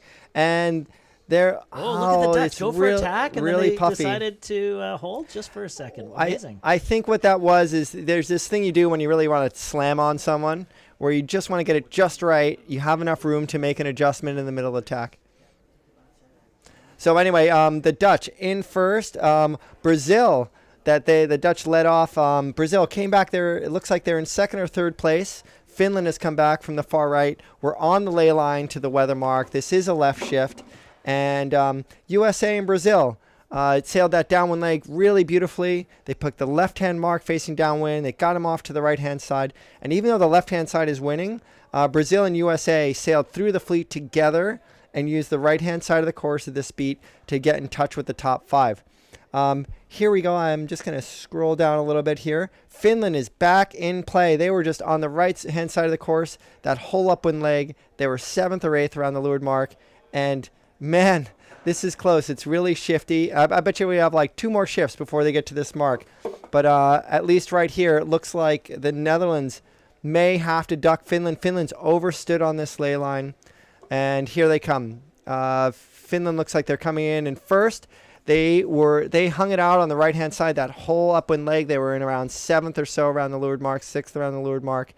And they have a clear 6 boat length lead. Great set, one of the quickest sets that we've seen. And the Dutch really held on. Jibe set from the Dutch. So, they've obviously going for the jibe set from the Dutch. So they obviously believe that shift that the Finnish have taken in for the lead there is the one that's going to make a lot of difference. Canadians straight setting makes sense that given the pack underneath, there'll be a lot of traffic. Brazilians coming in next along with Argentina. Let's see if there's some more. We've seen mostly straight sets today, but let's see if we get a few more people choosing other options. Argentina hung in there on that beat just to save face. They were in second for a little while. Quite light now at the windward mark. You see the Brazilians really struggled even to get around the windward mark, and that's the lightest we've seen. It's been pretty full on, so some holes and patchiness developing at the top of the fleet. Shea and Robel there going for the jibe set, so big catch up from the USA team all the way up into 6th place. Yeah, it's nice to see the Finnish team again in the lead. They were first around the first mark.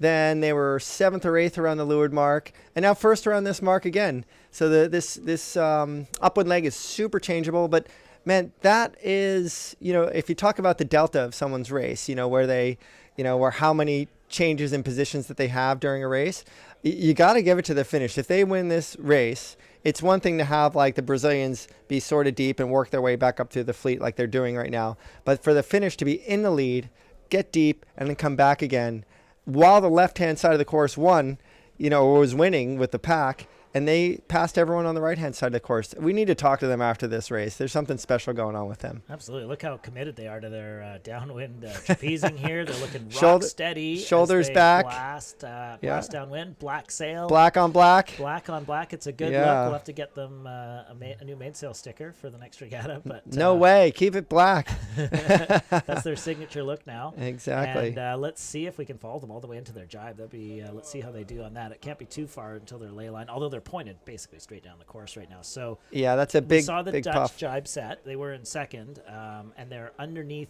the Finnish here. But if we the pen Finnish left are a little, still we can... ahead on the jibe. As long as they can pull it off, it's getting pretty breezy and pretty wavy though. Yeah, it was really flat and light up at that. Light meaning like 10 to 12 knots for a while there. And here they go, going for their jibe. Safety jibe, so full spinnaker to the old side. Everyone's around the new side, then they pull it round. So full safety jibe. They had quite a bit of lead, so may as well use some. Never heard that, Ben. That's how they do it, huh? That's my days back before we could sail these things properly. I had to learn how to do it improperly but safely. Yeah. But they're coached by a couple experienced guys who would have taught them the tricks. And that standard practice. You just stop the wind shadow. We see them coming in on the Dutch here, so this is going to be. It's not quite as close as it looks in picture here, but relatively close. I don't know. It looks close to me. They're going really fast. Maybe the Finnish have it by a couple boat lengths. Looking behind, again, the Canadians, so impressed with them today, sailing so consistently. But you can't take anything away from the Finnish.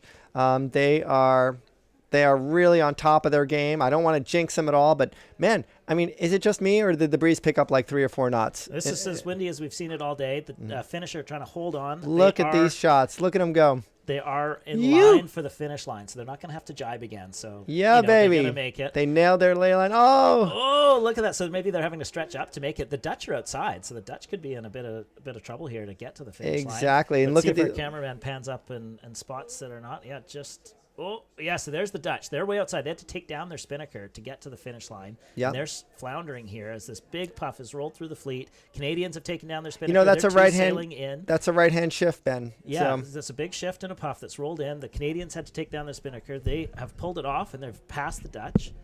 And we've got another boat to the far left that's spun out as well. Wow, look at this race No, course. that's the Dutch. So, yeah, the Canadians coming through. Big pass by the Brazilians are Canadians. actually on the far side there. So the Brazilians have passed through into second.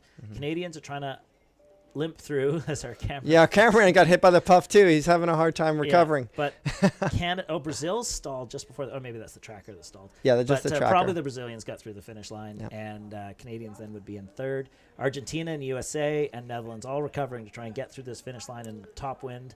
What a fantastic race. The French, again, coming in under white sails or working sails right now. Ben, tell me about the balance of these boats downwind without a spinnaker. It's harder, right? Lots more helm. They're going fast enough that it's actually pretty balanced as long as you keep it flat. But, Gotcha. it's not very fast, but you can keep in control without the spinnaker up. To a limited extent, you can't jibe. The mainsail's too loaded up to jibe, really. Gotcha. Yeah, so maybe that's part of it. So here we go. The Italians working their way up through the fleet. They were actually, remember that was the team in the middle of the course that I was talking about before. The Australians in 8th place right now. But the story really of the day is Finland. Yeah, fantastic sailing from Gronbom and Haka. Like I said, they scraped into Gold Fleet. Actually, they were outside gold, but got redressed for the first race of the day, which actually it was just a misrecording. So they earned their way into Gold Fleet anyway you look at it. And now they've come out here and probably had the best series of the Gold Fleet. So should move up the standings quite a bit. They're quite a few points back, but we'll see if they can make it into the medal race after another good day tomorrow. Right, and it's easy to talk about the Brazilians a lot, but man, they just seem to sneak their way up through the fleet. They were right with Roble and Shea. I mean, the U.S. team should be really happy with that finish. They salvaged a not so great race. It was looking that way, but man, it's hard not to talk about the Brazilians sneaking up into second, but they've got nothing on the finish. The finish, we're in first. We're in 8th or 9th, and then back into first again. Yeah, so on the day, 1-3-1. I mean, very strong sailing from someone who just made the Gold Fleet. Yeah, absolutely. You can see again on the tracker how close it is as the fleet comes through in that big bit of pressure. Geez, just like the last race. A lot changed in the last part of this race, just like the last race. We can see a few upside-down boats as well. Probably they're upside down unless the trackers are all stalled. But, yeah. Few teams having to recover. A few teams going to have to work on their boat handling. Yeah, absolutely. And it's, my heart goes out to, Suarez and Cantera Izquierdo and the other boats that are kind of in the back of the fleet and had a tough time managing that. Big puff, Joe Alley and Molly Meach. Joe just getting used to being on the skiff again. Although she had a little bit of practice. Great racing. They were into the top 10, a lot in the qualifiers. So it's just a little bit heartbreaking at times. Yeah, pretty standard skiff sailing though to get knocked over a few times. It's definitely part of the game, and we love seeing the people be able to survive the big conditions too. Yep. Yeah, and we started the day talking about that as the finishers come in. Black and Tidy from GBR, Maloney and Hobbs, and then we're waiting for the Canadians just finished right now. The Lewin LaFrance sisters. It's we were saying how strong the fleet is, and everyone has great boat handling. But like you said, it's skiff sailing. If the men were, the 49ers were sailing out right now, the same thing would be happening to that fleet. Absolutely, yeah. No, when it gets to the top end, going to capsize a few times, especially in the pressure of racing. And that was a big puff coming on the way through. We saw a big puff with a shift. Yeah, I mean, Finland couldn't even reach up a little bit to make just a couple degree change on that finish line. They ended up having a lap. They stuck their wing in the water when they did it. When it's that on the edge, it's right on the edge of what the boat can do. So, and you have experience capsizing these boats, don't you, Ben? Many years capsizing these boats. Actually, qualified for the Olympics in a race where I was at one point trailing behind the boat by at least 15 feet, holding onto my trapeze to hang on. So it's never easy, but it's always fun. Cool. As the boats keep coming down, I think that puff has receded a little bit. But we have teams. These are some of the top. These are the top teams in the world. We see Norway. Pia Dahl Anderson and Nora Edlund had one of the best days going, 10-2, capsizing this race, going to come 24th. Again, that kind of variability in your scores and skiff sailings been a hallmark of this class since the start in 2000, and continues to be the way, especially on windy days. As these boats start to finish, Ben, let's just go down. Let's go down the current finishes. Yeah, so this is without factoring in the races from the final race here. But Vilma Bobek still in first, with Martine Grail in second. They are actually Vilma Bobek's got a pretty good lead there overall. How'd they do in this race? See the Swedes there? Oh, so they're down in 15th. So actually, I think it's 1 point up for Grail and Kunz over Bobek and Tenstrom, depending on how the drops go. Gotcha. Yeah, no, Martine Grail's taken the lead overall in this regatta by 1 point, if my math is correct. So yet again, Grail and Kunz at the top. So what is it about that pattern with them? They never start out leading. Well, we've seen them have good starts, and we haven't seen them capsize at all. And we know they're going decently fast. Consistency. So that's the formula, I'd say, right there. Yep, that sounds pretty good to me. Yeah. So Grail and Kunz up ahead. 10-0 Millen. Let's see how they're doing overall. They're in 11th heading into this race, and then they had a second. So those two are where are they going to be? They're going to be about 7th or 8th after, which is great for them, I think. Yeah, I would say the Finnish and the Canadians, were really consistent. The Argentinians as well. We spent a lot of time watching them and talking about them. A new team, strong, a gold medalist on the boat, on the wire. Yeah, so they were 24th qualifying, so they're in 24th heading into this race, and obviously they capsized in a couple of races we saw them doing well in. So hasn't been the best finishes, but you can see the potential there. Potential is the word for them. With this crew switching over to helming, you can see they know all the game, but actually doing it, jibing in high winds, that'll be something they'll figure out, but won't be the. So it'll be a little heartbreaking for them today, knowing how far up the rung they were, and then a couple mistakes is all it takes. Yeah, I mean, heartbreaking, but also just a lot of something to aim for. Cool. So, let's take a look at the beauty picture here. So this is overall what we've got next on the menu. You can see the 49er sailors getting ready, tuning up. The FX sailors heading back to shore, and very shortly we will see their first race of 49er Gold. Great. So that'll be fantastic to watch, where we can see the Nacra is actually coming into shore here. So that's probably the Turkish Nacra heading back to. We're basically, this shot that you're looking at is essentially where the sailing center is and where everyone's coming to. See a couple boats getting towed home after a long day of sailing. And in a few minutes' time, we'll be back with you with 49er Gold Fleet Racing. Maybe we'll be able to grab a sailor or two to talk to us, although we don't have the setup for it. But we'll see take what turns. We can do there. We can take turns. Looks like the wind's going to hold, and we're going to have some absolutely fantastic Gold Fleet Racing for you. Yeah, we are so lucky here, Ben, and Hang with us. Thanks so much. We'll turn down the audio so you can leave us streaming, and then when you hear us coming back, you'll know it's time to pay attention again.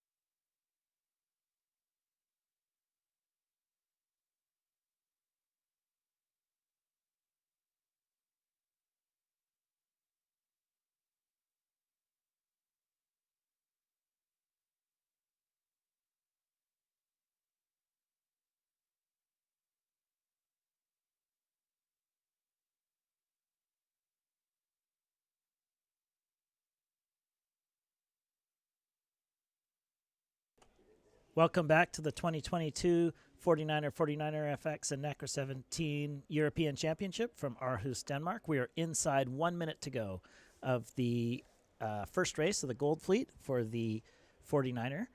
And, oh, no, what's going on here? Seems like there's been some sort of disturbance. I did see the one pennant go down.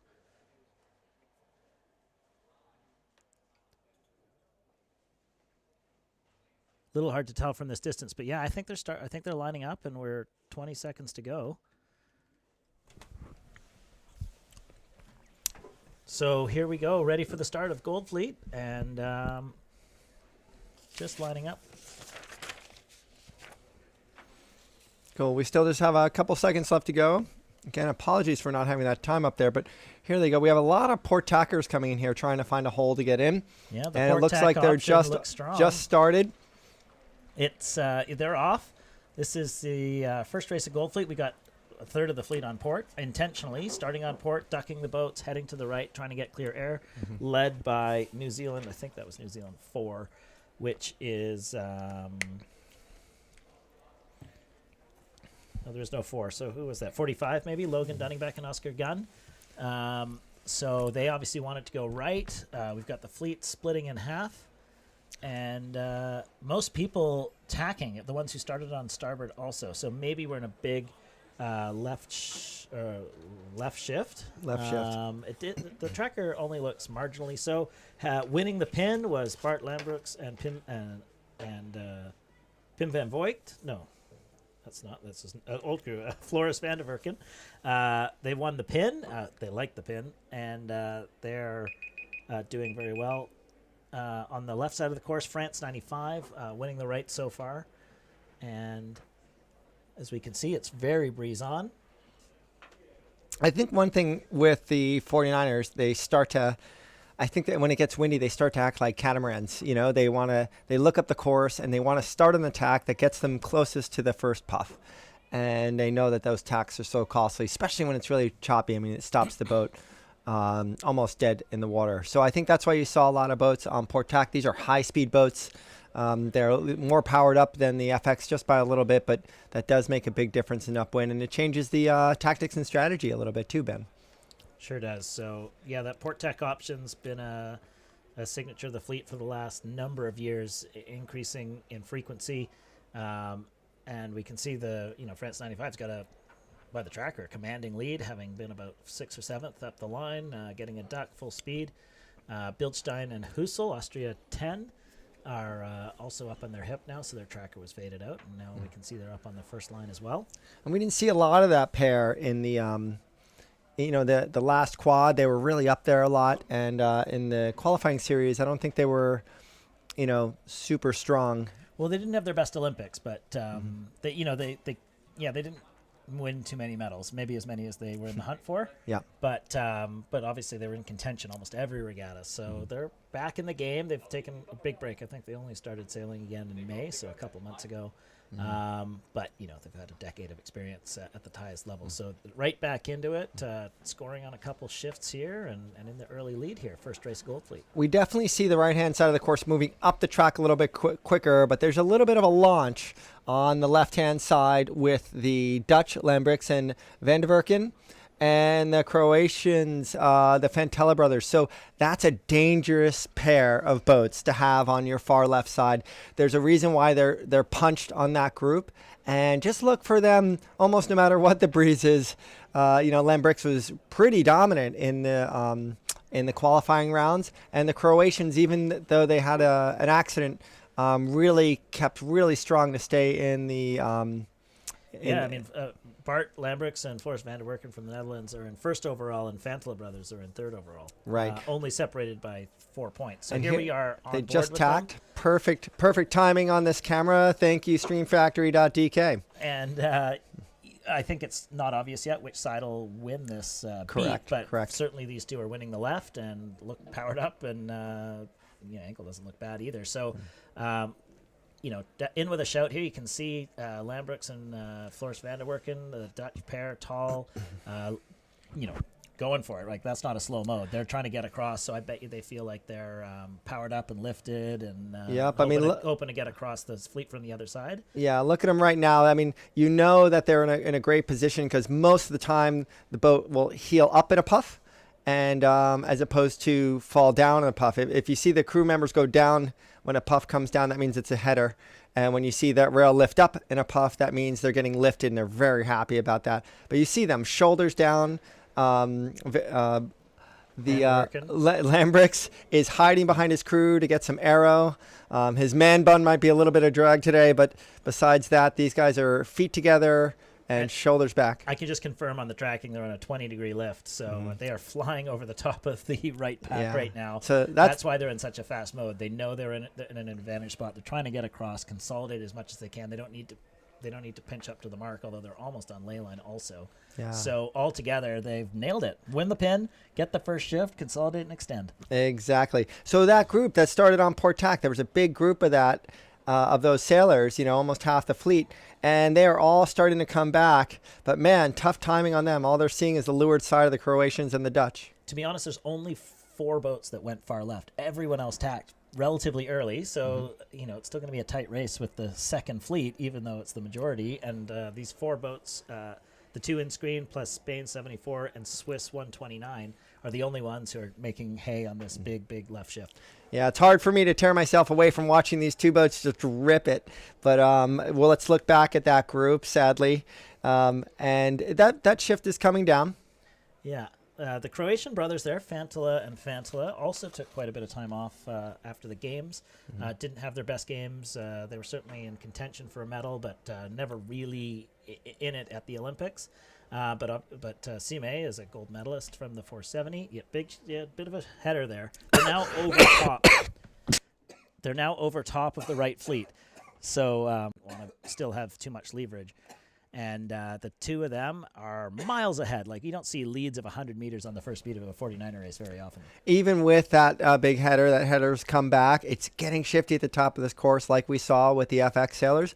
A lot can happen here, but that lot, quote unquote, that's going to happen is not going to happen with the Dutch, the Croatians, or even the Spanish and the Swiss. I think we're going to see that really affect this group of like the majority of the fleet, 15, 18 boats. It's all up for grabs for the rest of the top 10. Yeah, so just right a picture is Diego Button with Florian Trittel from Spain. They're in 3rd, and then Austria, who we saw leading from the right pack, the tracker showing them 4th. So or 6th actually, as it comes back and forth. But that's such a tight mix. How deep it is if you didn't get that big shift that these 2 have gotten. I think we're really seeing now that it's really just the Dutch and the Croatians that are really launched there. Spain, Botin and Triddle Paul, and Rickner and Scherer from Switzerland. They're kind of like head to head with that group on the right, and they're just hoping that this left shift that the Dutch and the Croatians got will help them out. Here they go. The Croatians forced the hand of the Dutch. Just to tack on ley line first. The Dutch tacked almost right in front of them, but just to leeward of them. And here they come to the weather mark. We will have another shot. Here we go.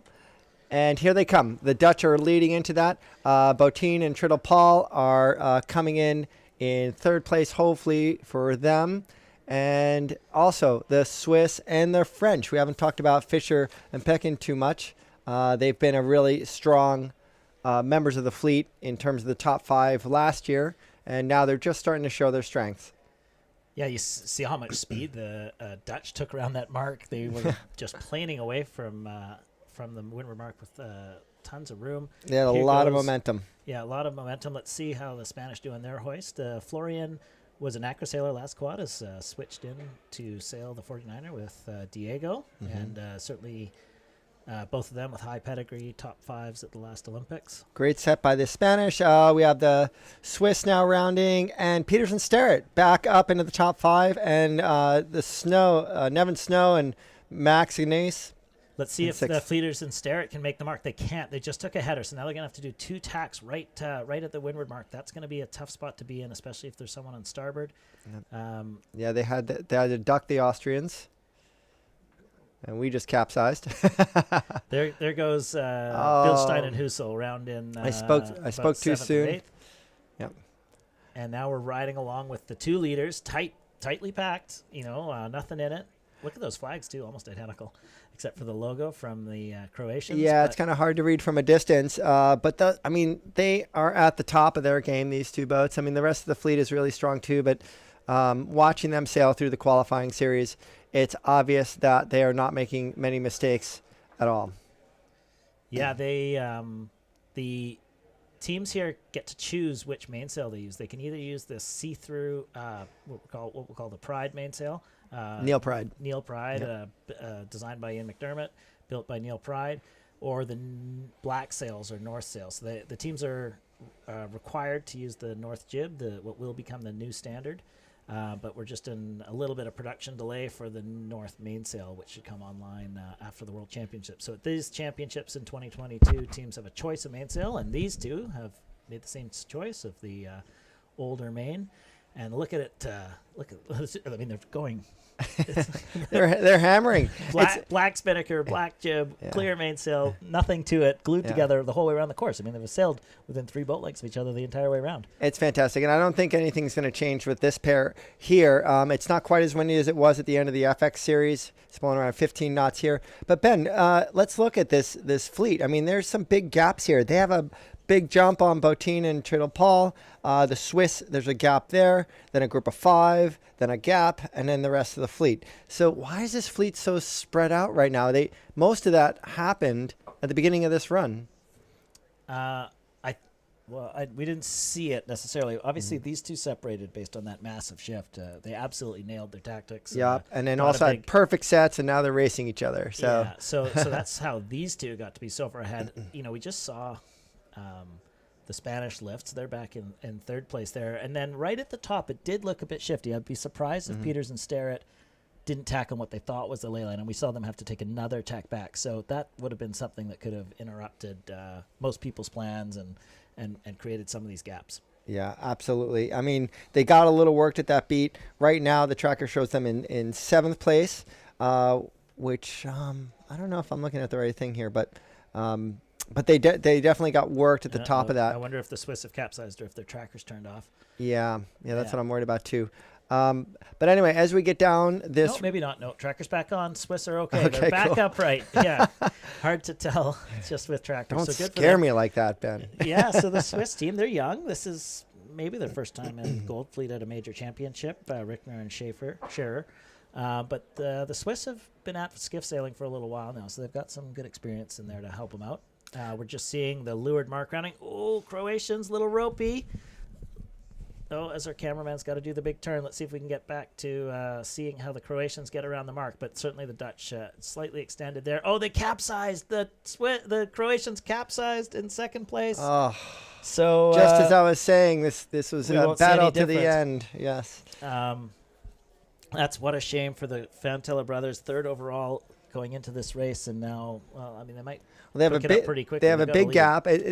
For our viewers, this is going to be a really great opportunity to see really how long does it take to recover from a capsize. They are at the top of the best sailors in the world are sailing these boats.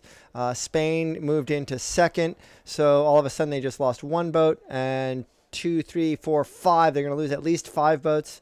And so let's see how costly that is. But right now it's really awesome to see Botin and Triddle Paul. Right now they are clearly in 2nd place, going upwind. They chose to use the new black main. They have to use the black jib. And one thing that we're noticing right now is these sails are really twisty. When we talk about twist, that means the top of the sail is really open. Yeah, so if we look at that mainsail flapping in the breeze right there, we're not seeing that in the McDermott sail, and that's one of the reasons that it's kind of on hold, is we're doing a bit of a redesign, trying to take a bit of a power out of the top of it so it can handle the upper end range. So a little too full on the top of those sails. Yeah, so you can see it essentially flagging. And yep. This isn't the max that 49er sailors can sail, so it's a bit of a mismatch between the design and the reality, and we're just going to take a couple mils out of it with the North team there, and actually the new sails are going into testing in Marseille next month. Awesome. Now let's look up at this beat. The Netherlands just tacked, and I was just about to say how that starboard tack, when they rounded the right mark facing downwind, was just starting to get headed most of the way up this beat.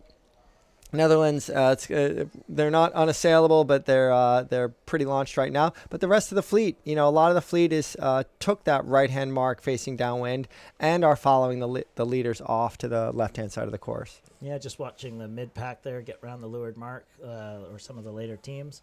Looks like we've got Netherlands 69, which is Van Voigt and Houtman. So they've looks like they're maybe our only casualty in this race, being upside down.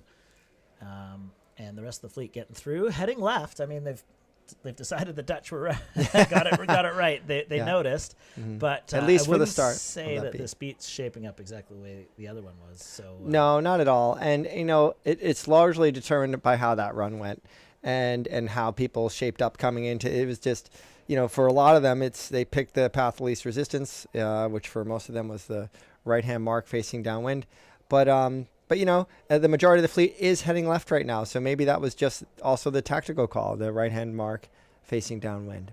Yeah.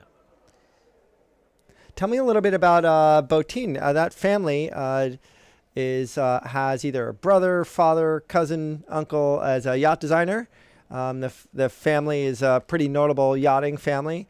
Botin was part of the design team for American Magic in the America's Cup, and does a lot of, when we say handicap, like ORC, IRC racing boats. And so that family is really well established in Spain. And this is the dinghy sailors of the family. Yeah, Diego. Well, it's just the one of them, yeah. So Diego, he's been in the fleet now since probably 2013 or something. He was sailing with Yago Mara, Yaro Lopez Mara, through the last of games. And, they were one of the teams that easily could have won a medal. Were in the hunt. The top 6 all could have won gold, and they ended up out of the medals and were disappointed. Now he's teamed up with Florian Trettel, who is crewing for Terra Pacheco in the Nacra. Now we're on with Bart Lambrucks and Floris van der Werken, who have given up a tiny bit of their lead here. They taxed back. But let's look at this sail. A big difference in the top of that main. So awesome illustration of what Ben was talking about the two different sails. The new black sail, a little bit full at the top. This sail is a lot more, it's flatter, and it's not flapping as much.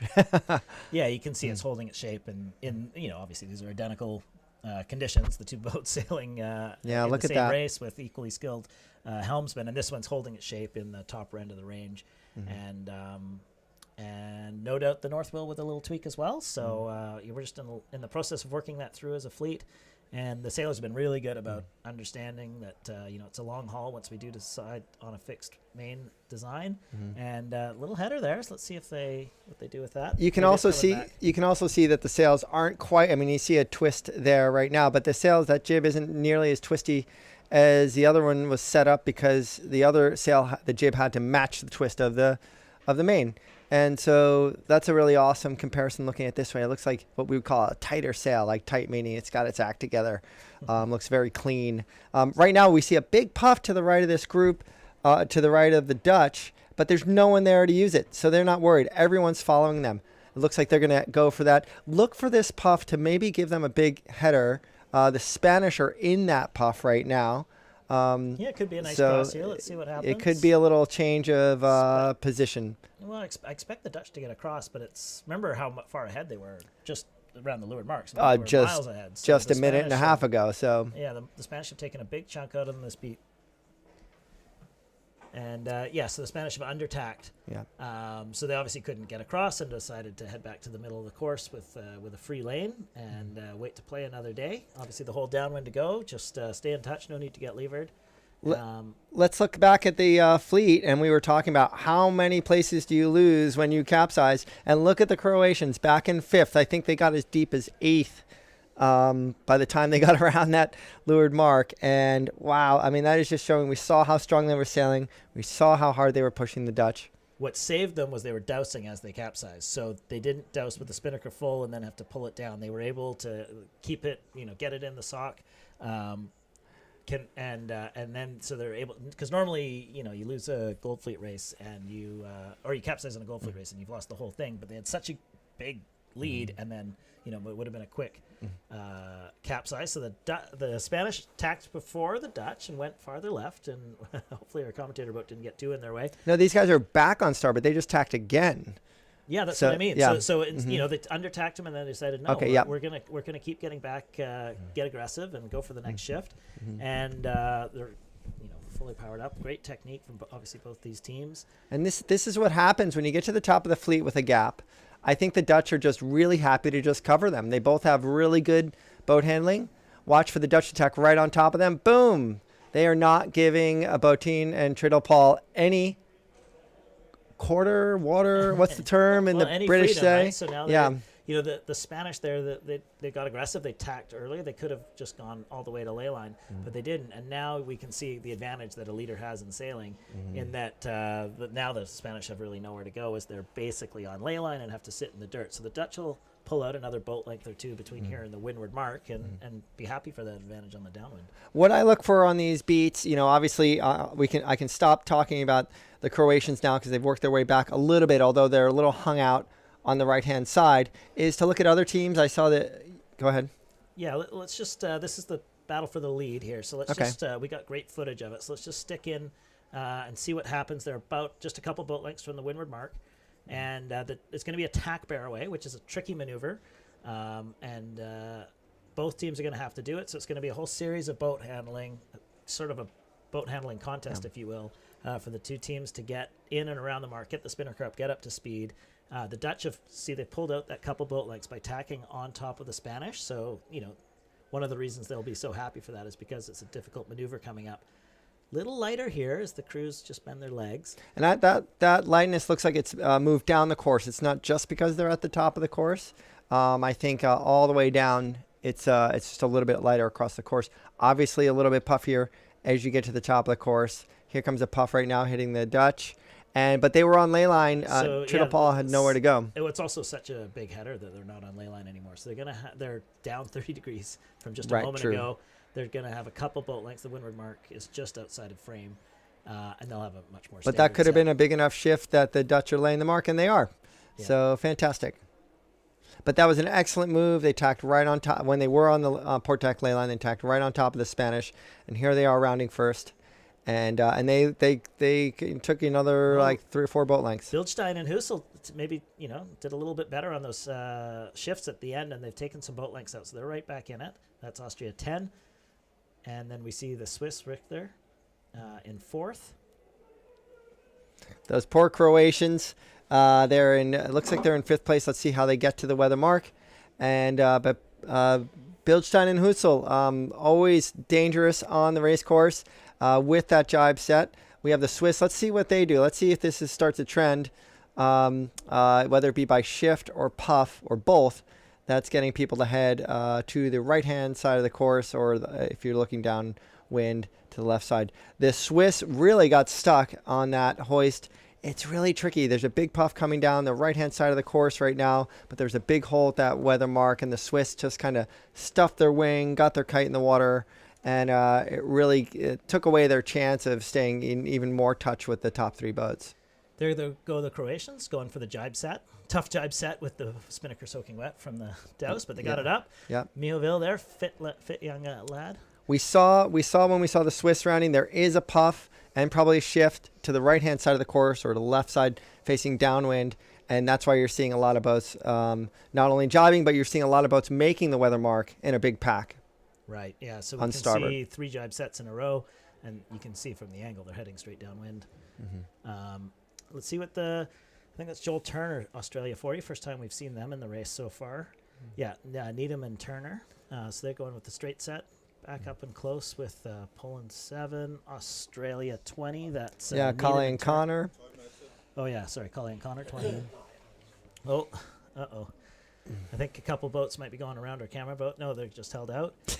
2 American teams. So America had 5 boats in Gold Fleet at the 2020 Worlds, and a couple of them are back in the mix here. Nevin Snow with Matt Agnes and Andrew Mullins with Ian McDermott just going around there together. Yeah, like a lot of people in this field, they had a bit of a tough qualifier. A couple single digits and then a lot of double digits for both those teams. So felt like a little step back for them, but now they're moving forward. Bit of a messy hoist there for McCarty and McKenzie from New Zealand. Yeah, we're not going to be able to catch it, but Spain and Austria are now leading. They've passed. Yeah. They've passed Netherlands on the jibe set there, or in the early jibe if it wasn't a jibe set. Yep. But Austria's right on the Spanish heels. It's going to be a duel all the way to the finish, but I don't think we're going to be able to show it to you. Check it out on the tracker if you got it. But just like we saw when the Swiss rounded, the Dutch went straight out, and that puff really materialized late. That puff on the right side that the Austrians and Spain got. And the thing with downwind sailing is the attacker, the boats behind, really have a big advantage. They get that wind sooner, they see it sooner, and that's exactly what happened with the Austrians in Spain. They saw that before anyone else did, and the Dutch probably jibed not long after them, but they were just not in the right position. Still tight racing all the way around here. Not as tight as we're used to seeing in the 49er fleet, but there we go, onto the finish line. And we can see the Spanish holding off the Austrians so far. They've got one jibe to go, so they'll just have to get this lay line right. Could be tricky in a headed situation like this to get your angle right, but no doubt they'll pull it off. Yeah, 2 through 7, all basically jibe set around that weather mark. And here we go, Spain just with a really strong lead over Austria. Another gap, then the Dutch. So the poor Dutch, but in such a puffy and big space between that puff and that shift on that top of that beat, and then also on the beginning of that, particularly on the beginning of that downwind leg, there wasn't anything the Dutch could do unless they jibed immediately, and that puff just wasn't there. There was a big hole there when they rounded the weather mark. So not much they could have done about that. I think they'll be happy if they can salvage a second or a third out of this, and we'll see how it is coming down to the leeward mark. I think what we really need to be watching right now is to see the Dutch and the Austrians to see who wins that. Yeah, I think probably. We can see them right down there. They had just finished. Yeah, the Austrians must be through with the Dutch just finishing now. Yeah. So that was a tracker error, I'd say. Yep. So the Austrians were able to get them. Yeah. Okay. Cool. Yeah, and now we can. That's the line of Americans. Let's see if we can spot them in the tracker and get everything aligned.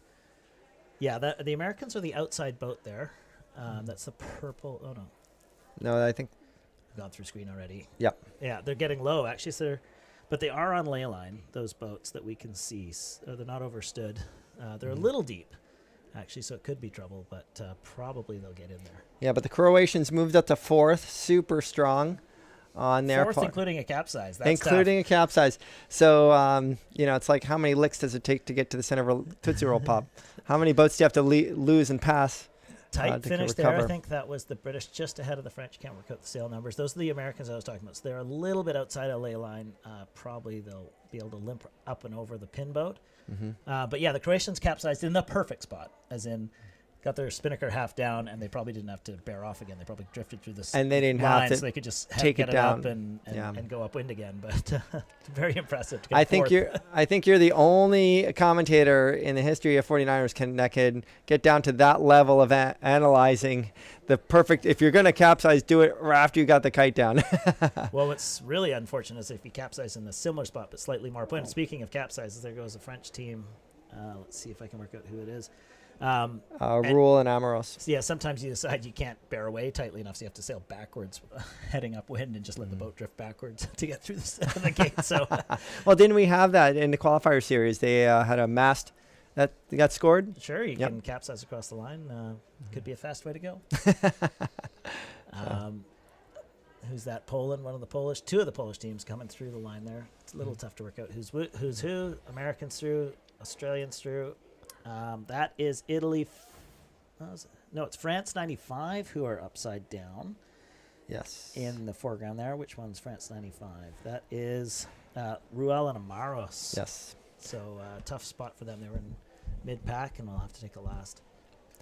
So a little bit of a recap on this. That that right-hand puff that materialized late that the Dutch just couldn't get to, that determined a lot in this race in the latter half of it. And anyone who was able to just kind of hang in there, that group that finished 2nd through 7th, or that rounded the last weather mark, 2nd through 7th. They all saw that. It wasn't even there. There was a big hole there when the Dutch rounded the weather mark, so they couldn't even get to it, even if they wanted to.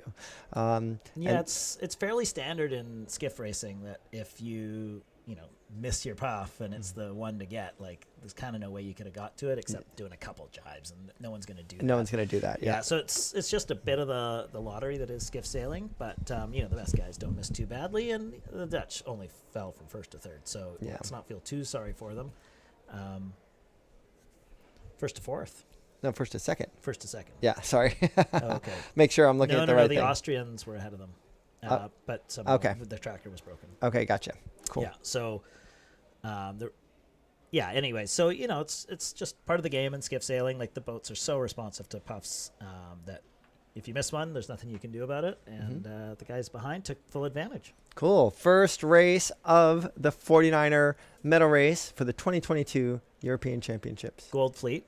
Gold Fleet. Yeah, medal race will be on Sunday. We got coverage. Sorry, Gold Fleet. Yeah. Every day starting at 11:30 local time. That's local in Denmark here, Aarhus, Denmark. So join us for the next 2 days as well. But we've got 2 more races today, and we hope to see some fantastic footage.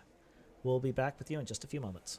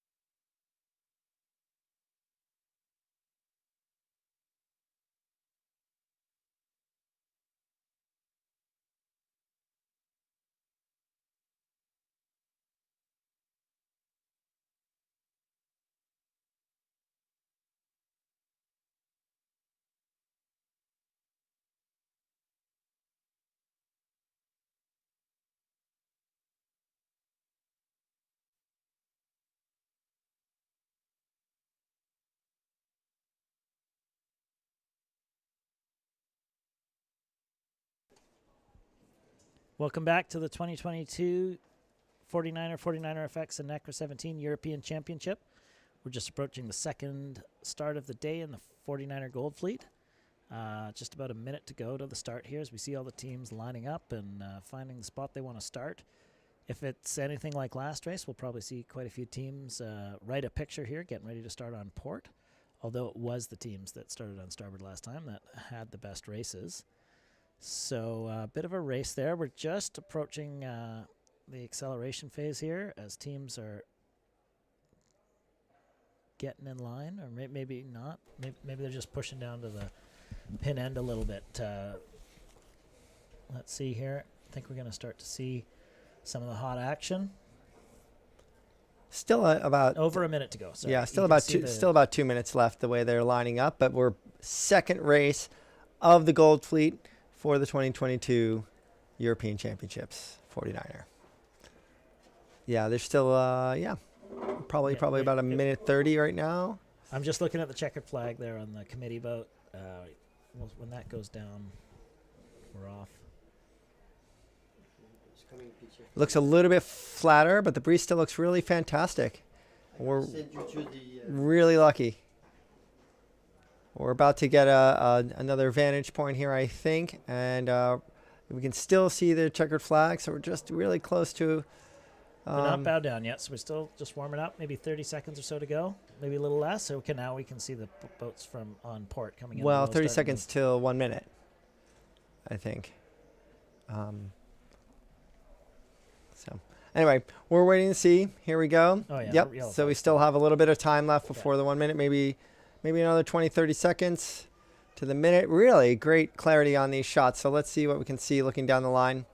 Now we can see the motorboat, and now we're going to get ready to see the start. So we're going to be on the right side of the course with this camera angle. Everyone's lining up, getting really close to the 1 minute. You can see the pin end there. It's a high flag off that 1 minute rib at the end. And we are inside 1 minute for Gold Fleet race number 2 in the 49ers. And looking at the way everyone's setting up, we can't see behind us right now. Let me see if I can refresh the tracker. But right now there's a lot of fleet down closer to the pin end of the line. Remember, the last race, there are a lot of people lined up on port tack for the start. And I wonder if we're going to see that again. Yeah, I think we might be in a bit of a left phase, and maybe we'll see a bunch of boats start on port here.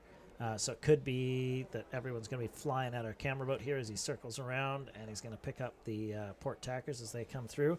Just down into the 20 seconds to go or less. It is really choppy here for this start. And let's see what the split is coming off the line. Again, like the last race, a lot of people on port tack. So let's see the way this shapes up. We already have some boats lined up on port. Here we go. 2, 1. There's our start. All right. And they're off.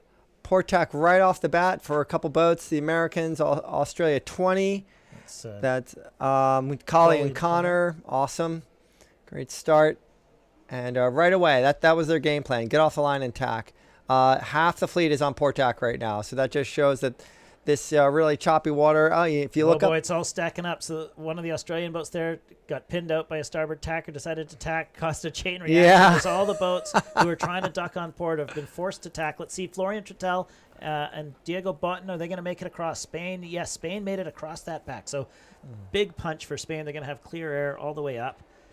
Who was that was on starboard that caused that pile up? One of the Australians there decided he couldn't make it and tacked over. And now everyone's getting back on the port, which is what they wanted to do in the first place. So we did have a few boats make it through. It looks very lifted on the port tack this time. So that's Collie and Connor looking great in Australia. They just got headed. Let's see if they tack and they could make a couple puffs here. What a game plan with the Australians and the Americans there. They definitely started closer to the boat because they wanted to get on the port tack as soon as possible. That's what they did. Now they are launched on the fleet. That pack of 5 right there.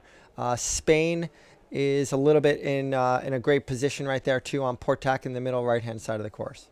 Yeah, so we're on board here with the farthest left boat. That's the one in picture here. That's GBR 284, Chris Taylor and Ross Hawes going for their tacks. They were the farthest left boat. Now they're bringing it back into the middle. Hootman there Netherlands 69, and then the Italians 23. That is Ferrese and Christe, new partnership. Ferrese been in the fleet for a long time, but a new crew. And the Croatians 83 on over their bow. This is going to be an interesting beat to watch because it's very obvious that the boats that got on the port wanted to do that. Most of the boats heading to the left right now wanted to be on port, but starboard tacker wrecked those chances and caused probably like a 8-boat pileup. But let's see how this beat shapes up. Right now, it doesn't look too good for the group to the left, so you kind of have to win the left to be even in the top 12 or 15 right now. But, anything can happen up this beat. Let's look and see if we can see anything right now. We've got the Italians right here, Italy 23, and that is Ferrese and Christie. Yeah, so we're seeing what looks like the right pack still leading and still going right. So we're going to get a huge separation here in the groups. Yeah, you can't from our camera angle, you could barely even see the boats on the right. Yeah, I mean, they were there. They were tiny. Yeah, no, you're right. Looking across the line. Now, it could be that this yellow line isn't actually neutral. Like if you were to pan that down 20 degrees, and if that's the neutral camera angle, we got 3 packs all on the front lines. So, right. A small shift at that amount of leverage can make a big difference. Right. We're now right in there with Van Voet and Houtman. And let's see where they are on the course. They're far left. So yeah, this they're is now far the left. new farthest left boat. Yep. Yeah, that's really far back. They're two groups down. Yeah, so the crew was in the games with Lars last time, and they've switched partnerships and continued to sail. So two strong Dutch teams formed out of one, and you can see them just having a trim of the jib there to go for. Oh yeah, so ease on the jib before they go for their tack. Now beautiful tack there. Beautiful boat handling. And they're winning this left side. So let's see what happens with them. Keep an eye on Netherlands 69 the rest of the way through. On the far side, you probably can't make it out, but the far right pack is tacked. So that's led by Australia 20, Jim Colley, Sean Connor, who are in the top 10 overall. Yep, and Snow and Ignace still really strong. Again, that pair started with a gap, and you can see here that they're getting crossed by the other side here. So the left side definitely hasn't worked. Correct. All the boats have wound up inside. Oh, tough duck there. Didn't ease the jib. Just saved it. Yeah, and this is Mackenzie McCarty from New Zealand. So it's the other side of the course though that's doing the leading. Mm-hmm. And let's talk about Poland. Poland's in third right now in that left-hand group. They popped out right from the committee boat. They were, at 3 minutes to go, they were up by the committee boat, so they knew what they wanted to do. They have a strong legacy of 49ers in Poland, don't they, Ben? Yeah, they sure do. They've got 3 boats in Gold Fleet here. The team you were talking about that's in third in this race is Chipacek and Piasecki, who's a new crew for Lucas, who sailed for years with Kolodinsky, and now Kolodinsky's retired Pavel. So he's got a new crew, new young fit crew, and obviously Lucas with his experience, he'll be sailing right at the top right away. Yeah, Peters and Sterrett. This course is actually starting to open up just a little bit. Yes, that pack of 4 or 5 on the right, led by the U.S. and the U.S., Australia, and Poland and Spain is doing pretty well, pretty launched. I think actually Spain is in the middle, and that's the Botin and TP Triddle Paul, but we have Peters and Sterrett and GBR lined up on the left-hand side, and let's see how the top of this beat works out. As we know, the top of this beat is pretty puffy and shifty. We're right up in by the land, and let's see how it turns out. But that right-hand group is still really strong. Botin and Triddle Paul in the middle are there in the only spot really to unseed that group right now. But like I said, this course is leveling out as we get to the top. So there are 3 groups: a left group, middle group, right group, and that right group is now level with Spain in the middle.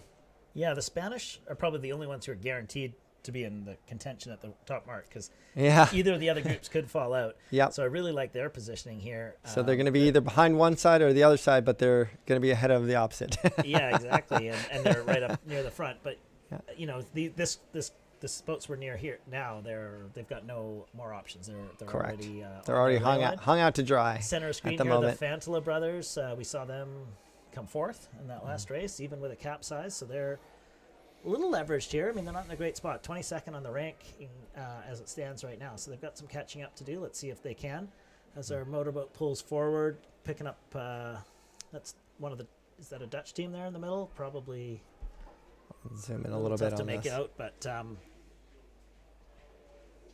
everyone's congregating on the top left of this beat. Hold on one second. I'm just And the Australians look like they're going to get across. Florian and Diego and Florian looking like they're going to get across. And then we've got one boat, USA 31, far right on a lift by themselves. So hero mode. If that holds, they're going to be miles ahead. I think one thing we do know is that the even Spain's the only one to kind of make out here, being kind of furthest left of that right pack. Because they came out of the middle. So this race course is pretty well defined for the top 5 right now, or for top 4. But USA back in the first place. They were in second for a while with Collie and Connor, and here they are. They just tacked onto port. This is a great angle. They're leading the Australians back. Is that them? Yeah, they're a little under tacked. So they haven't got it in the bag yet. They hit the shift that the far left pack is in and tacked underneath it. So correct. I think we're going to see the left pack come in underneath, led by we'll be looking for the Australians to come into screen, or maybe the Polish. And the French back in this too were all in Amoros. They really didn't have a great race that last race. They were deep. I don't know if they had capsized or what we had decided, but USA did the only thing they could do. If they weren't crossing, they had to lay up, tack underneath that pack. Obviously, there's a lift happening right now. They're going to tack on the ley line, but it may not be enough to pass the boats that are to the left of them. These are the leading 3 boats from the left, the right, and the far right. Let's see if the Australians are on ley line, maybe snow.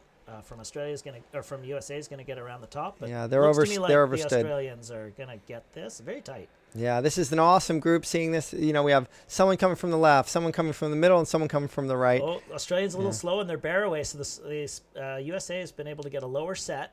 Yep. They're going for the jibe. Okay, so they've really decided that right side facing upwind is the right, way to go. and they came into that mark overstood, which told them, hey, that's a right-hand shift. Let's take advantage of it. Yeah. Meanwhile, the Australians had a little trouble with their bearaway. Probably didn't have the option to jibe set, and now they're going to straight set, which is but they're ripping. Look at them go in that puff. it's breezy. Yeah. Good job. They're gonna get great separation. They obviously got the lead, so good for them. But yeah, the Americans, not the conservative thing to do to jibe set on the first beat, but they were pretty far ahead, so they got away with it. We've got the Polish here. That's Przybytek and Piasecki in third or second in the screen certainly. And was that Rulin Amaros, the French? Yep. And then there's Diego Button and Florian TP. Ripping down here. So we actually got all 4 of the leaders in picture. It's the jibe setting Americans and the blue behind going the other way, and then perfect conditions. It seems like it's definitely, as it would be, choppier down at the bottom of the course, so it's a little bit flatter here. And the Americans, I've spent some time talking to them. They really had a tough series in that qualifying round, even though they wound up kind of in the middle of the qualifiers. They're pretty hard on themselves. But they have moments of brilliance, and like a lot of these sailors in the Gold Fleet, you give them an opportunity, and it's going to be pretty hard to beat them. So now we have one team jibe back out. That's Spain, Botin and Triddle Paul. And also with Poland, they took off. And above them, they have a couple other pairs, but they're a little far back. Interesting, the Australians didn't jibe. Not yet, anyways. So they are. I think they're just going really fast. They found the corner. They're even on the trackers. We can all see here with the USA. And let's see who's got more wind as America's looking to capture the lead with that jibe set, but certainly very close. Yeah, and just like we say in this fleet, I mean, at the top of the fleet right now, everyone's pretty level. They know what to do with an open race course. They know what to do with an open bow off the starting line. So, but right now, it looks like USA is really making it down on starboard jibe. Here are the Australians on port, and you can see the Americans down there. It really looks neck and neck. It's super close, but I think the Americans probably just have them. What great footage of Collie and Connor. I was talking to Jim about this. He is engineering degree. He just finished it right now, and he's still doing some coaching, but he said it's been a dream to have a full year just to focus on sailing right now. He's been really scraping and clawing to keep a campaign together. He's still a young guy with his team, and it's just look at that absolute perfect form. Lots of history in Australia, with multiple medals all the way from the very beginning of the Olympic Games in the 49er. Real tight here on the cross with the Americans. The Americans are on starboard, and I hope our cameraman stays clear because something's going to happen here. As the Americans, what are they going to do? They're going to cross. They're going to try and jibe. Oh, so they're going to try and jibe on top. Tough maneuver here for the Americans. Is they're going to try and get in front they just of kind of the wind. Forced it. And so the Australians make it through. I think that was the right move from the Americans. They probably could have forced them off the course a little bit. Right, but they're both screwed. So yeah, and they're close to ley line as well. Yeah, that's what I mean. So if they had done anything else, they're both out of the ley line. And but the Americans had them. They were on starboard, but they went for the jibe. And absolutely. Let's see who gets around the leeward marks here. Yeah, and that's some maturity there too on the Americans' part. This is not the finish, so you're not throwing everything at it. You have to get around this mark, like the Croatians saw. I mean, look at that. The Australians just stopped with that takedown. Yeah, so neither team actually having a perfect douse just yet. They're both going to go to opposite marks. Yeah, so, they both decided whether that was the sides either wanted to go to, we're not sure.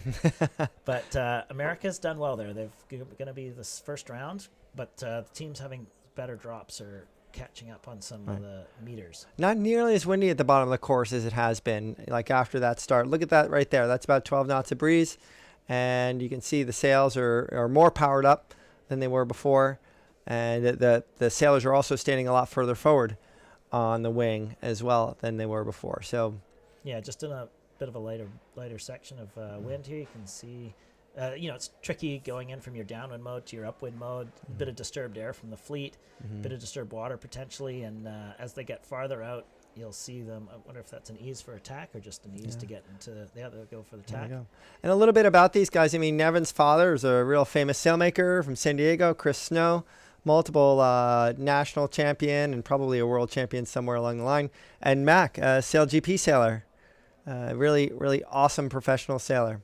He's on Team USA or whatever they're called? Yep, for Sail GP. Yeah. Let's rule on Amaros, France 95. Great comeback for them in this race. Not just, they've sailed well in this race, but the last race was really poor. So it's nice to see them be able to shake that off and be able to sit in the top 5 very comfortably, sailing really fast with the black sails. Yeah, they've had a good season, and it's going to be a fascinating race within the race to watch all 4 years as all the French teams are trying to be the one to represent themselves in home waters. Fisher was so strong at the Worlds in Oman, wasn't he? Yeah, well, there's a bunch of teams in all the 3 fleets from France who are all looking to be the top team and get to the games, but these guys are certainly one of the pairs. That's great to see. Now, looking up the course, things are still really close, back and forth with Australia and USA. There is no light between those two teams. Poland is still really close to them. So if I see this cross right with the USA and Poland shows in 5th, that means France and Spain on the left side of the course are right in the middle of all this. So this is a really, really tight race. Collie and Connor are really happy that they have just a couple boat length gap on these 4 boats on either side. Yeah, so the forecast was to lighten up through the day, and we saw, a light patch doesn't mean it's going to get lighter, but it doesn't look super consistent on the tracker, and we've seen some holes. So it could be that the day is going to get even trickier for everyone, and we're in this offshore wind. It hasn't been that easy anyways. But well, having said that, look at that. Let's fully breeze on as the here it comes back again. So in the Northeast we have, and maybe it's like this everywhere, but when northerlies happen, they get near the end of their push, there are big holes and big puffs, and this looks like a fall pattern to me, like the end of the summer. Danish summer is everywhere else's fall. Is that what you mean? Exactly, yeah. And their summer doesn't last long, so their fall happens quick in July. But anyway, here we go. We see the Spanish up on their hip, sailing really well. That's Botin Triddle Paul showing in 3rd, and but the French are showing right there with them, actually in 1st, because we must have just gotten a pretty big header. So look at how this race course is changing, Ben.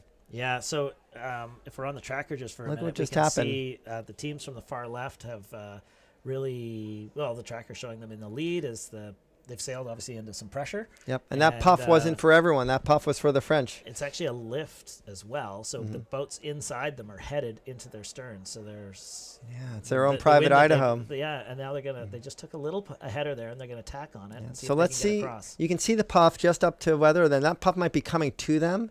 And that's a brilliant move when you're sailing really well and you tack to line yourself up for a puff instead of tacking when it hits you.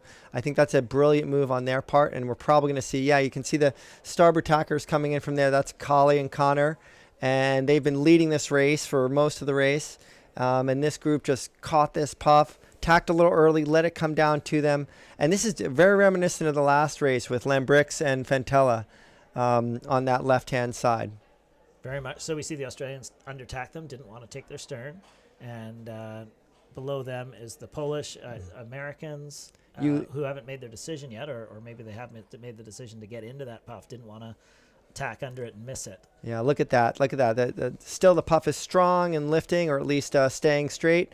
And that's what you love to see when you're on port tack and someone laying up underneath you. Looks to me like Ruel and Moros are trying to get over the top of the Spanish. Like these two are not on the same close-hauled angle as each other, and if we stay with it long enough, something's going to happen here. Yeah, these two are racing to get to a particular point, something in their mind's eye that's they know they want to get to. It might be a puff. The breeze looks a little bit darker on the right-hand side. We can't see behind us right now, but the other side of things too is those Australians laid up underneath them. They may be all racing to another shift to the right, bow down, going really fast. So use that lift to get to the next shift and next puff. Now it looks like they have a pretty good handle on the boats to the right of them. But as we saw, the fleet in the last race, at the last beat, everything leveled up when you got to the top of the beat. You tacking here, Chris, if you're in the lead, or are you taking this big header? I'm going to keep going to get as close to those boats on the right as possible. Oh, well, the Spanish disagreed. So the Spanish have tacked, and they were headed like crazy. And I guess the Spanish are banking on the shifts coming back and forth. It depends on who you're racing. If you're racing the boat right in front of you, if you're racing the fleet. Yeah, so let's see how that goes, because they were really headed. Yeah, absolutely. And the Spanish heading for what they see is just a balanced opportunity. It is offshore. There should be more shifts to have. We've seen shifts all the way to the windward mark. Yeah. But they are pretty leveraged to the left side. You can see there's little holes in between these big puffs. I'm really conservative. I'll give up a place if I am protecting a big group of boats. But that's just me. I'm a kind of an anxious person. But look, they just tacked back. They want to just grab a little shift. Yeah. And if you're confident and you look up the beat and you see definitely stuff above you that you can link up, then you're going for it. Now, what we noticed before on one of those downwind legs earlier is that those puffs show up late. Looking up to the sky here, this is a sort of a hazy cloud cover. When the day started, we had heavy clouds and system clouds coming through. Mm-hmm. So the weather is changing here through the day. It's meant to get lighter, but I think it's getting puffier and shiftier with the lightness. So a little bit of the old weather, a little bit of the new. And we saw yesterday, near the end of the day, it really went hard right. And as it cleared up. Yeah. Well, Ben, you've spent a lot of time here, so I trust your meteorology. No. I was never the meteorological guy. I'm just basing it on yesterday. But I'm noticing, like this morning, there was heavy lines of clouds rolling through absolutely. The course, Big puffy clouds all over the place. Yep. Yeah. So could be something changing. These guys are still powered up and just racing every shift minute by minute. So. Again, this is like right now what we were talking about. Every time if that rail goes up, that means that's a lifting puff. They're trying to do everything they can to keep the boat flat, but that means that's good stuff for pulling. If you see a puff come and that rail go down, that means that's not good for them. That means they're getting a header in those puffs. But look, the tracking is showing the Spanish neck and neck with the French here. So that little hitch to the left has given them the opportunity to pass the French. Yeah, that's going to happen. They have an opportunity. The French were conservative, and they're well ahead of the boats on the right. And Australia, who undertacked both boats, has now fallen from first to fourth. Yeah, so, they just got rolled. The left has just kept working. Yep, the whole first time. Race it worked. Now this race it's worked. 100%. You kind of led me with that question about do you tack or not, but Spain just linked up. They saw it. They linked up into it. It was real, and let's see how they come out with France. Again, things change really quick at the top of this course.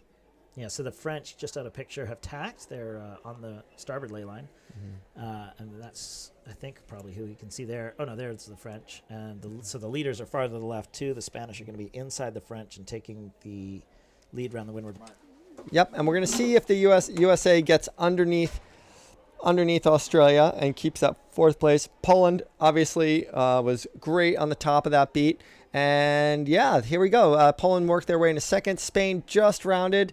That's fantastic. What a great beat. Ben nailed that talking about them and with an absolute perfect set right after that. That little hitch up got them past France. France is now in second. And then, let's see, Poland in third. And USA, let's see, both Polish boats in third and fourth.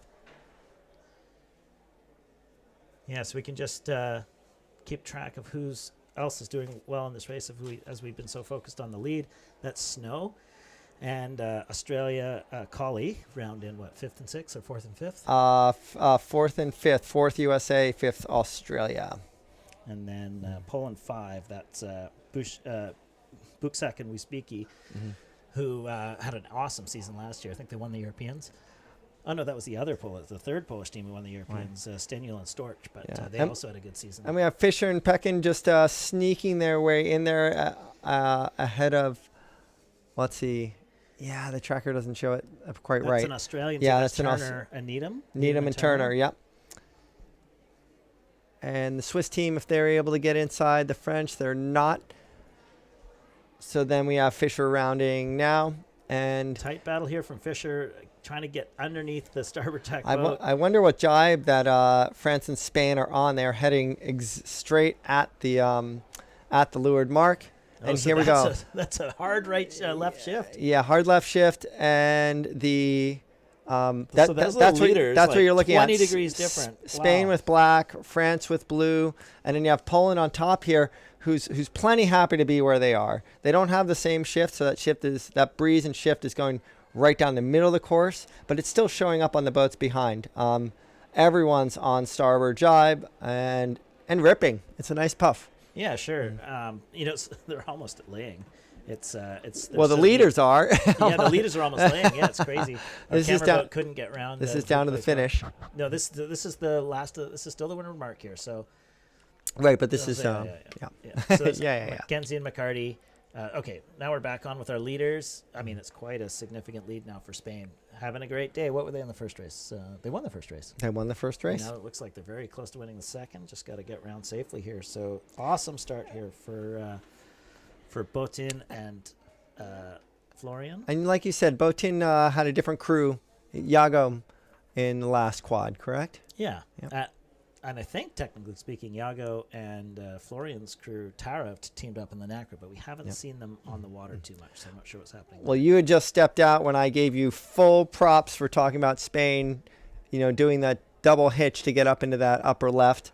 Not only did that give them a couple boat length buffer over France around the weather mark, but then they just sailed lower and faster, and now they're like 8-10 boat lengths ahead of France, and that all happened in the last. Not only were they both in this left shift and heading straight down the course, but they just had some other gear and went lower and faster. I feel like it's I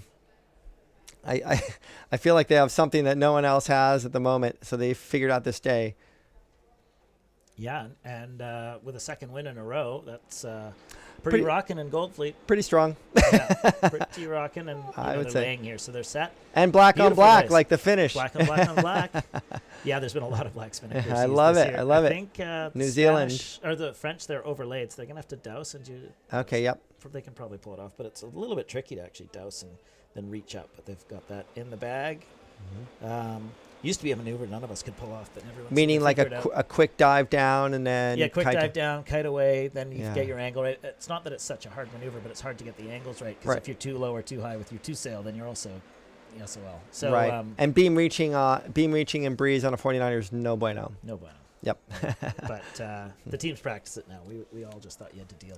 Cool. Well, what a gap. That gap isn't just a performance gap. That gap is that puff down the middle of the course that really dominated the first half of this run.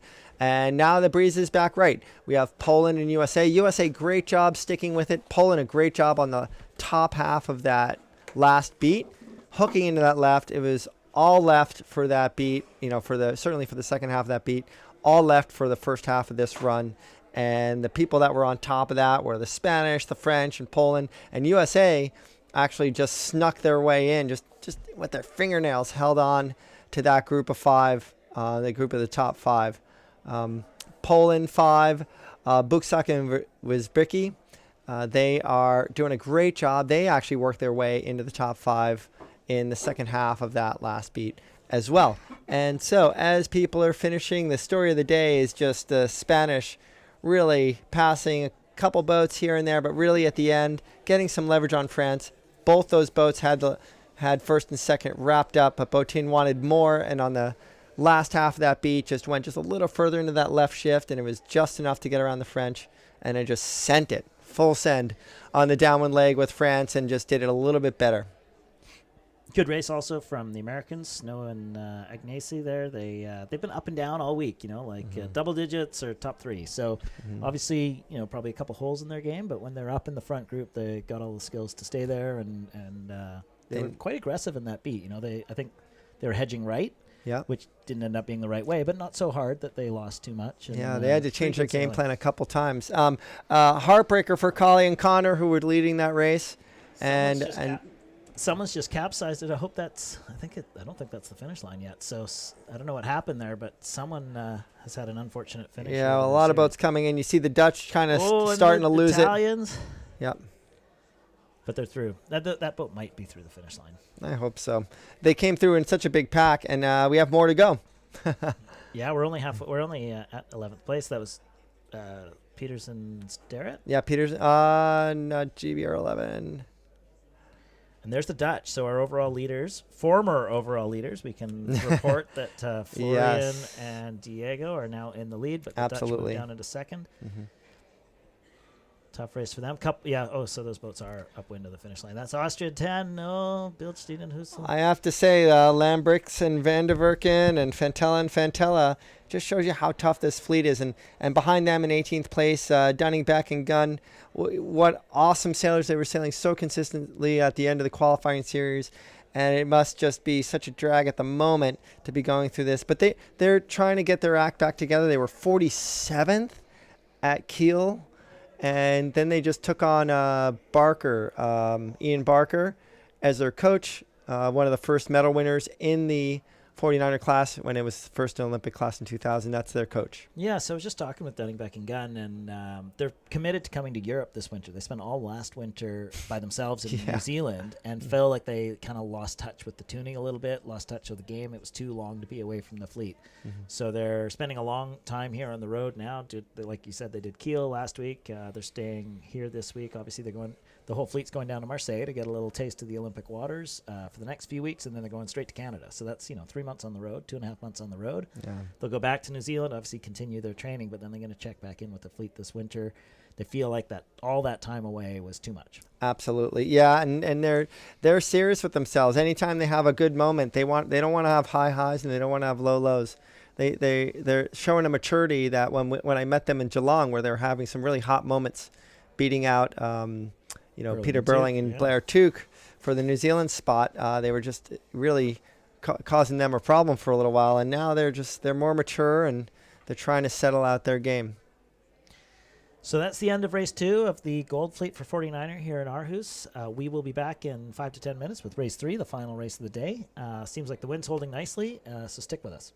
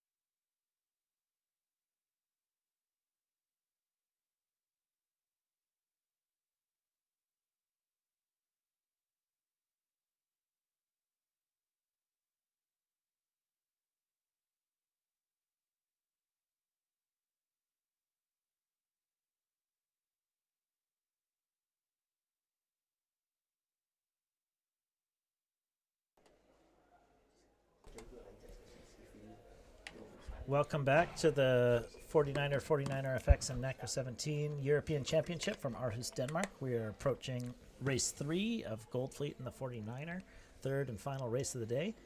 And the teams are lining up with not too much time to go to the start here. We'll see if we see a few more starboard tackers. We've had an awful lot of port tackers, and it didn't work out that well for many of them last race.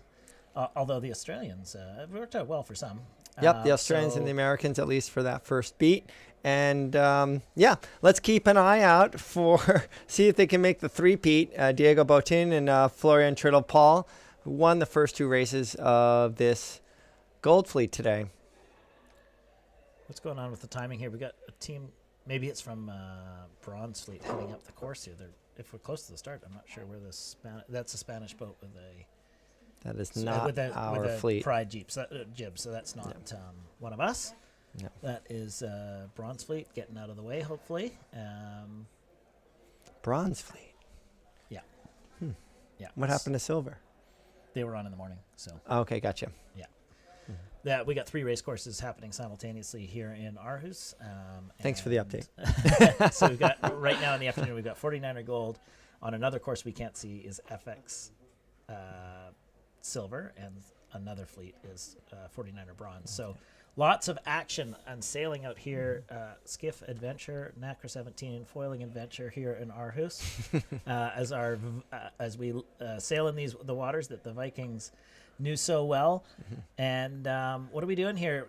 Are we very close to the start and these guys are on the final port approach, or are they looking for a hole to get back? Well, this is interesting. I haven't seen, and I saw this from the Fantella brothers from Croatia. They came in over the top of the committee boat, and usually everyone makes their approach from beneath the line, from right or left. But I just saw about like a half a dozen boats come in over the top of the line and dive down. Yeah, we've got more than a minute to go because I could see that checkered flag just flap. We're in a tough spot to see from this vantage point, straight upwind. Yeah. The flags, that is.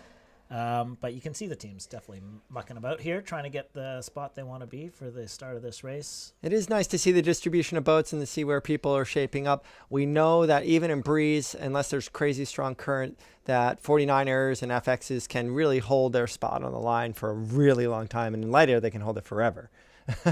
Yeah, it doesn't seem like that's the strategy right now, though, does it? With the shiftiness, that's right. You know, it's not really side dominant necessarily; it's the shift dominant. So I think they're trying to get freedom. Okay. Paramount, I looks like a pretty square line to me. So that's why I think we're seeing, essentially a much less static start line than we often do in this fleet. It kind of doesn't matter exactly where you are, as long as you can beat the guys around you, get control of. There we go. We can see the pin flags there. Everyone's happy to have a gap around them. They actually don't want to be too close to someone. That's right.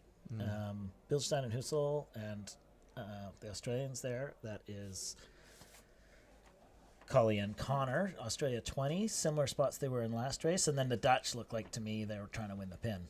Right. Both Dutch teams, yes. Did very well in the first race. So, yeah. Yeah. Lambrix and Floris van der Werken in Netherlands won. They wearing the number 1 on their sail because they are number 1 in the world. They're current world champions. And their teammates, Netherlands 69, Pim van Voort and Scipio Houtman. Yeah.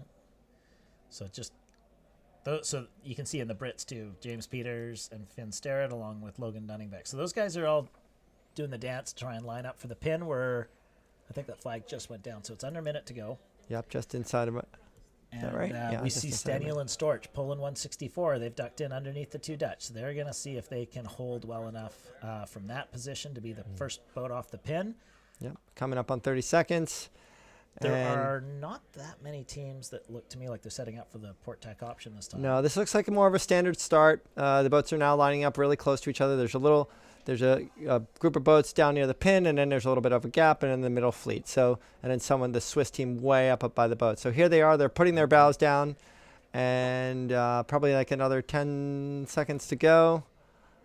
We have one cameraman's not in the way. I know, cameraman. Yeah, he's up a little high. So we've got a couple port tackers trying to get in. McCarty and McKenzie causing a mess on the pin end here. That's they're not going to make it. Daniel's not going to make it. I think French, Ruel and Amaros are going to nail this start here. Yeah, Probably the Dutch are going to get through. New Zealand's going to cause a big problem if they try to do that. And here they go. I probably have 2 or so boats over, it looks like. Oh, but let's and see they're what stuck happens. on the pin. Oh, boy. Yeah, here we go. Our camera crew is trying to get their act together, too. They did not see that coming. So let's take a look at this line and look at the tracker. So that's that's our world champions here, reaching super deep to get out and get clear air. Yep. They don't want it. They don't mind Netherlands, losing a little bit of time. their right teammates now. look like they might be over. So there they go. They just blew their jib and went back. There were probably 2 other boats that were over in my estimation. But the Netherlands won Lambrix and Floris van der Verken, got out in clear air, and that's Ruel and Amaros, France 95, who were the boat that could sail close hauled off that pin line. GBR 30, that is Peters and Starrett. So they won Kiel Week last week. They're in the top 10, I think, but not challenging for the lead just yet. Let's see if we can spot Button and Turtel anywhere. So even though everyone started on starboard, half the fleet split right. And if you want to trust this yellow line, they're just a little further up the ladder rung, a little further up the course.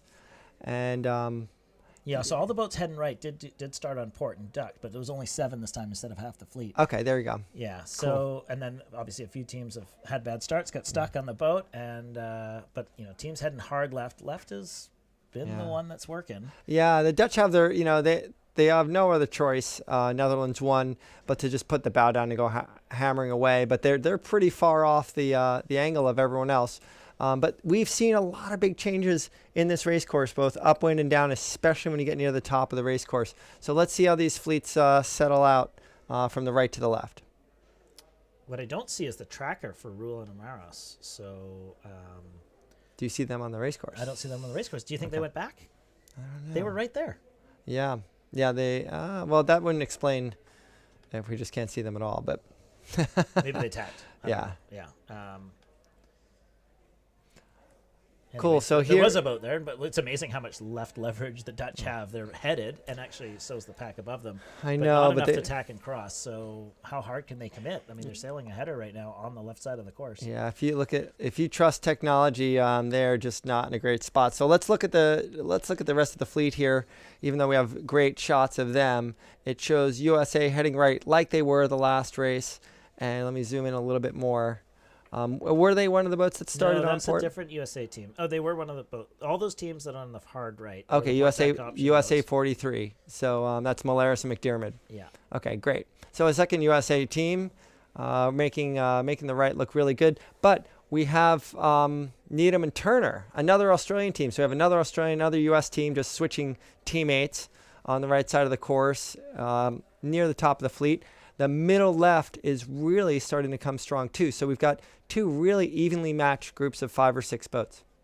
Yeah, so the 2 packs are converging. Both look decent angles to me. So which puff will hold?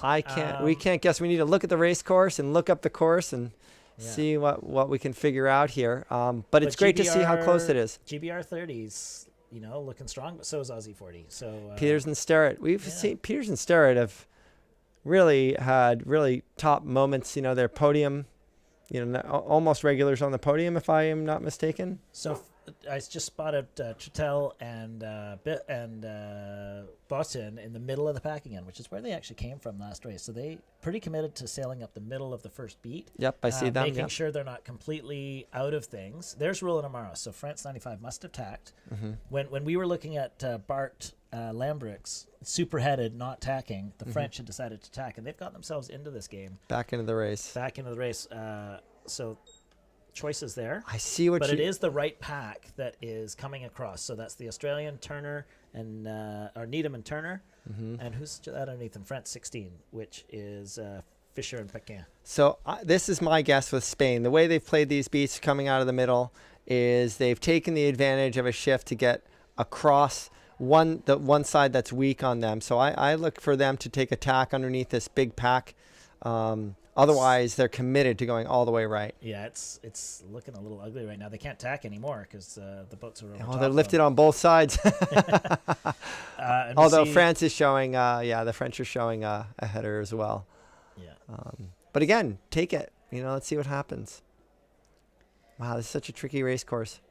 So who is that there? Which Americans is that? 31. I think that's Snow and That's Snow and Ignace. So yeah, so they're back in 16th. We can't exactly tell where that is in the course. Well, we know it's Yeah, they're behind that kind of left pack, so they're kind of stuck, and it doesn't seem like the magic is going to come through for Botin and Triddle Paul right now. But let's see what's happening at the top of the course. That Australian team, Needham and Turner and Fisher and Peckin and Molaris and McDermott. They are, those three countries with different skippers and crews were in those similar positions in the beginning of the last race, but now they've swapped, and that's all from the right side of the course, from most of them getting onto port really quickly or even starting on port.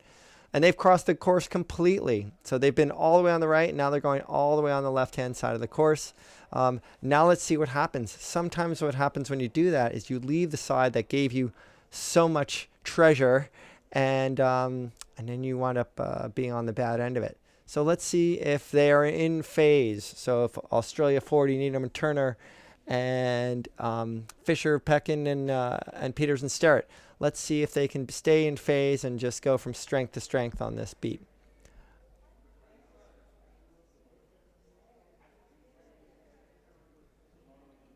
Right now, USA, you saw there, USA 31. Snow and Ignace, that's kind of like the middle of the group right now. There's still a bunch of boats heading left and a bunch of boats in the middle right, but there's a lot of boats on the far left. So, but I think that is the back of the pack over there. I don't think anything's going to come back from that. But Denmark 3, Rask and Jensen. We haven't talked a lot about them in the last two races of this Gold Fleet, but Jakob Pruck Jensen sailed with Jonas Over, the big champion, the big reason why 49ers are so big. He's a gold medalist from 2008, and Jakob was his kind of protege as a crew. So they are right now in 7th place and working their way up the left side of the course. Let's see what's happening here. The Australians still really strong.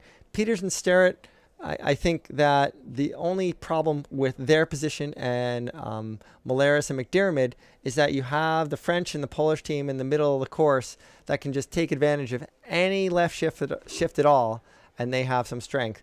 So here we are, Italy 23. This is in the very far left. We're kind of in the Ferrasi and Christie in the very far back of the course, and this is just that left group that there was just no way back from them, Ben. They were just kind of stuck. Yeah, and we see Lambrooks and Floris van der Werken. They're committed left early and got stuck left, and now they're bounced further left. So they're got some good pressure right now. Yeah. It's a 360. Yeah, a little penalty turn. Is that 164? But yeah, now there's going to be a bunch of boats setting, so altogether not your favorite place to be. But that's how tight it is. Not a lot of room to get a few things wrong. So I think we've really seen the French and the Australians, like we saw in all these races, those top two boats really just kind of launched.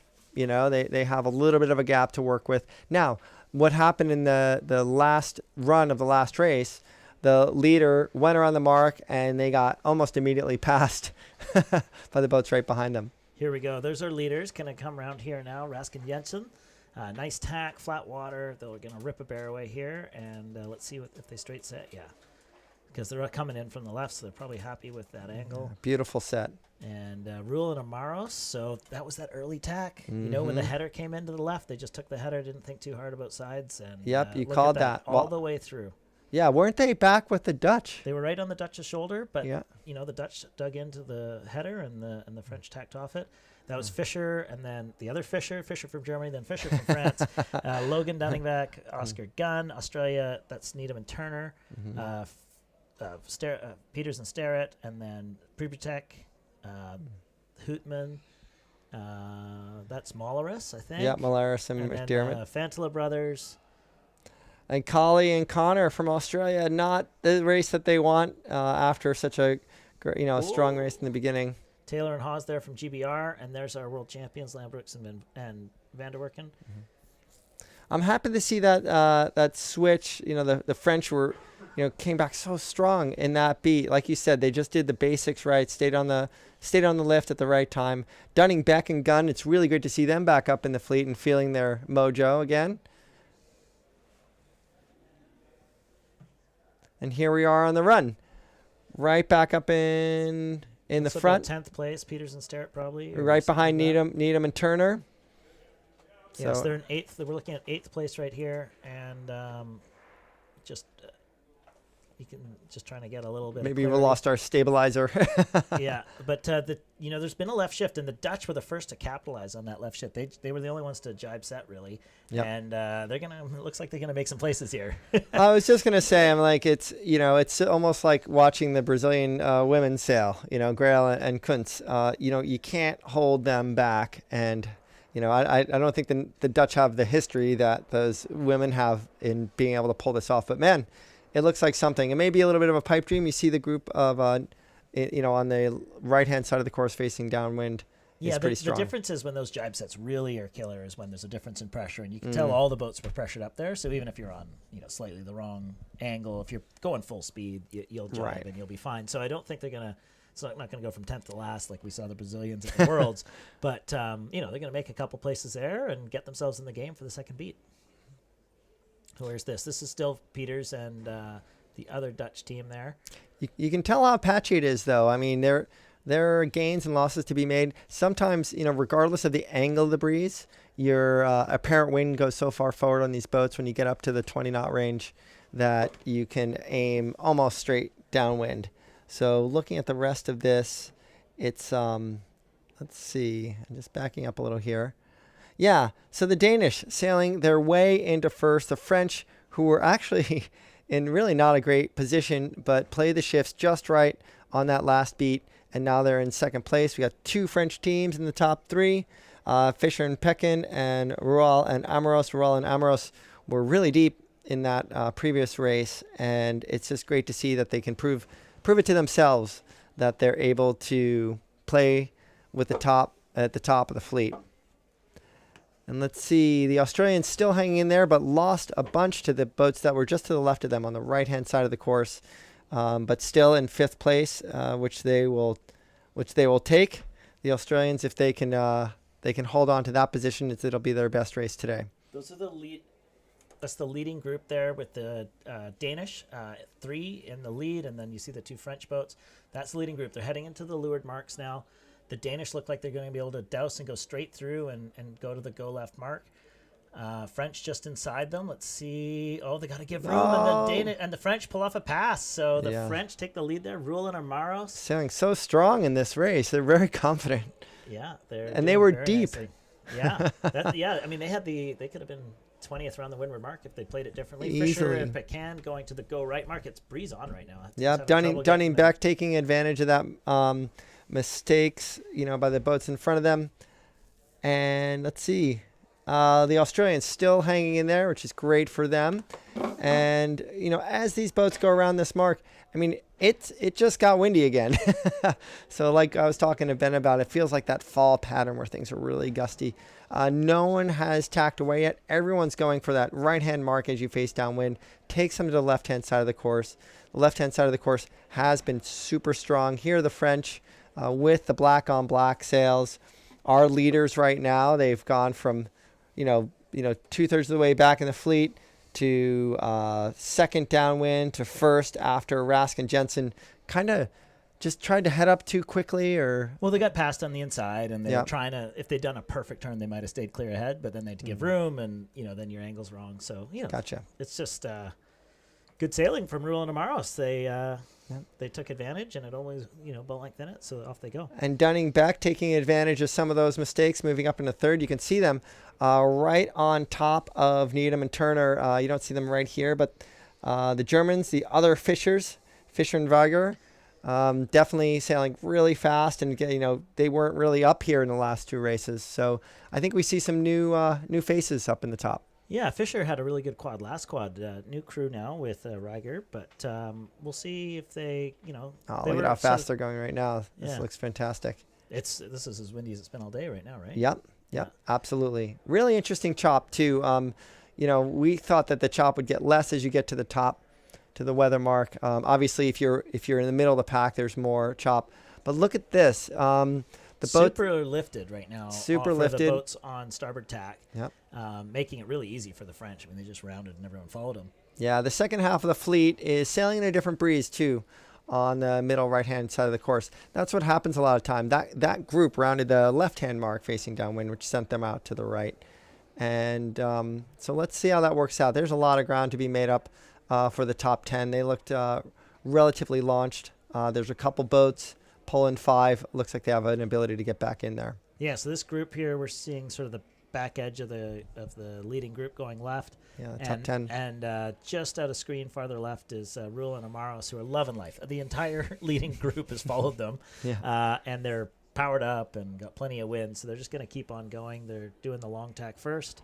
I guess if it heads at all, or they can wait till teams tack off behind them. Otherwise, they'll just let them follow. But so far, none of these teams willing to tack off the lifted tack, and really nor should they. It's plenty breezy. Yeah, when you have a race like this where you've been pretty deep, and in the race before you're almost capsized and you're really deep, and all of a sudden you're just everything's clicking, the magic is happening. You're just happy. You're happy to be there. I'm sure, like you said, they're having a really good time right now. You can tell in their body language and how fast they're moving, and their boat handling. They crushed it. They passed the Danish right at the leeward mark, and hard to beat. Yeah, so that's the Danish you were mentioning just left a screen here. So that's in second place. The leaders are even farther left. Yeah, look at the this gap is on those leaders. So sort of we're seeing second through about seventh here in this picture, with a couple farther up the ladder that we can't see in picture. But really nice sailing here. You can see where we're headed in the background. That bit of clay just in the bow of Germany 15. That's a swimming center, really close to the sailing center, which is just left of screen. So that's where we're headed. That's where the windward mark is. The guys are going to be real close to ley line here. Still waiting for a header, but so no rush. If it's not coming, I guess they can just tack. Oh, there they go. The French tacking now. So we're going to see them all stacked up on the starboard on the port ley line here. I have a question for you here, Ben. Is this group of 15 or so just so far up that when the course flattens out, like we see it having done, shift wise and breeze wise as it gets near the land, because we're really close to land right now, do you think there's a chance that this group, this other half of the fleet, has a chance of getting into the top 10? I know Poland 5 does, but Netherlands once. That's the Dutch. I mean, if they get a 5-degree righty right here, they're gonna they're get some right places. in there. Yeah. Okay. I don't know if they're gonna. I mean, the French, it just didn't come back. They were lifted. But, it wouldn't take much for the Dutch to be right in the game here, but it would have to come now. Well, they certainly put themselves in a position to take advantage of anything like that. Our tracker's a little stop and go with the middle group. But, that's what I like about this race course. There's passing lanes, and we've seen them happen. Our current leader, Raul and Amoros, they are recipients of these passing lanes. They found them. They took them. And so let's see what happens on the rest of this course. Who are we looking at here? Yeah, we're still locked in here with Fisher and Reiger. Yeah. And then that's Hawkins and 13 is Fisher. Taylor and Hawes. Sorry. 13 I is was Fisher. looking at the British boat behind them. And Okay, now they're gotcha. ducking. That'll be Molleris and McDermott. They're ducking our camera boat. Yeah, ducking the camera boat. So no doubt we'll get a complaint about that later. Let's hope he progresses up the fleet here now and tries. Camera boat's trying to get around the corner to get up to the leaders. Oh, tough tack there, or tough something from Fisher, and so that'll set him back a little bit. Molleris and McDermott will be happy to take that pass. Crossing there will be maybe Turner and Needham and Turner. Is that an Australia 40? Yep. Yeah. Just to update you on the leaders, Fisher from France, the other Fisher, and Pequin have played the middle nicely here, taken a lift. And, they didn't go as far as the Dutch, who, kind of only have the one option. They were waiting for the shift, and they've taken it. So they've taken a big lead here. Yep. Never came back for the guys who I think they pulled a Botine.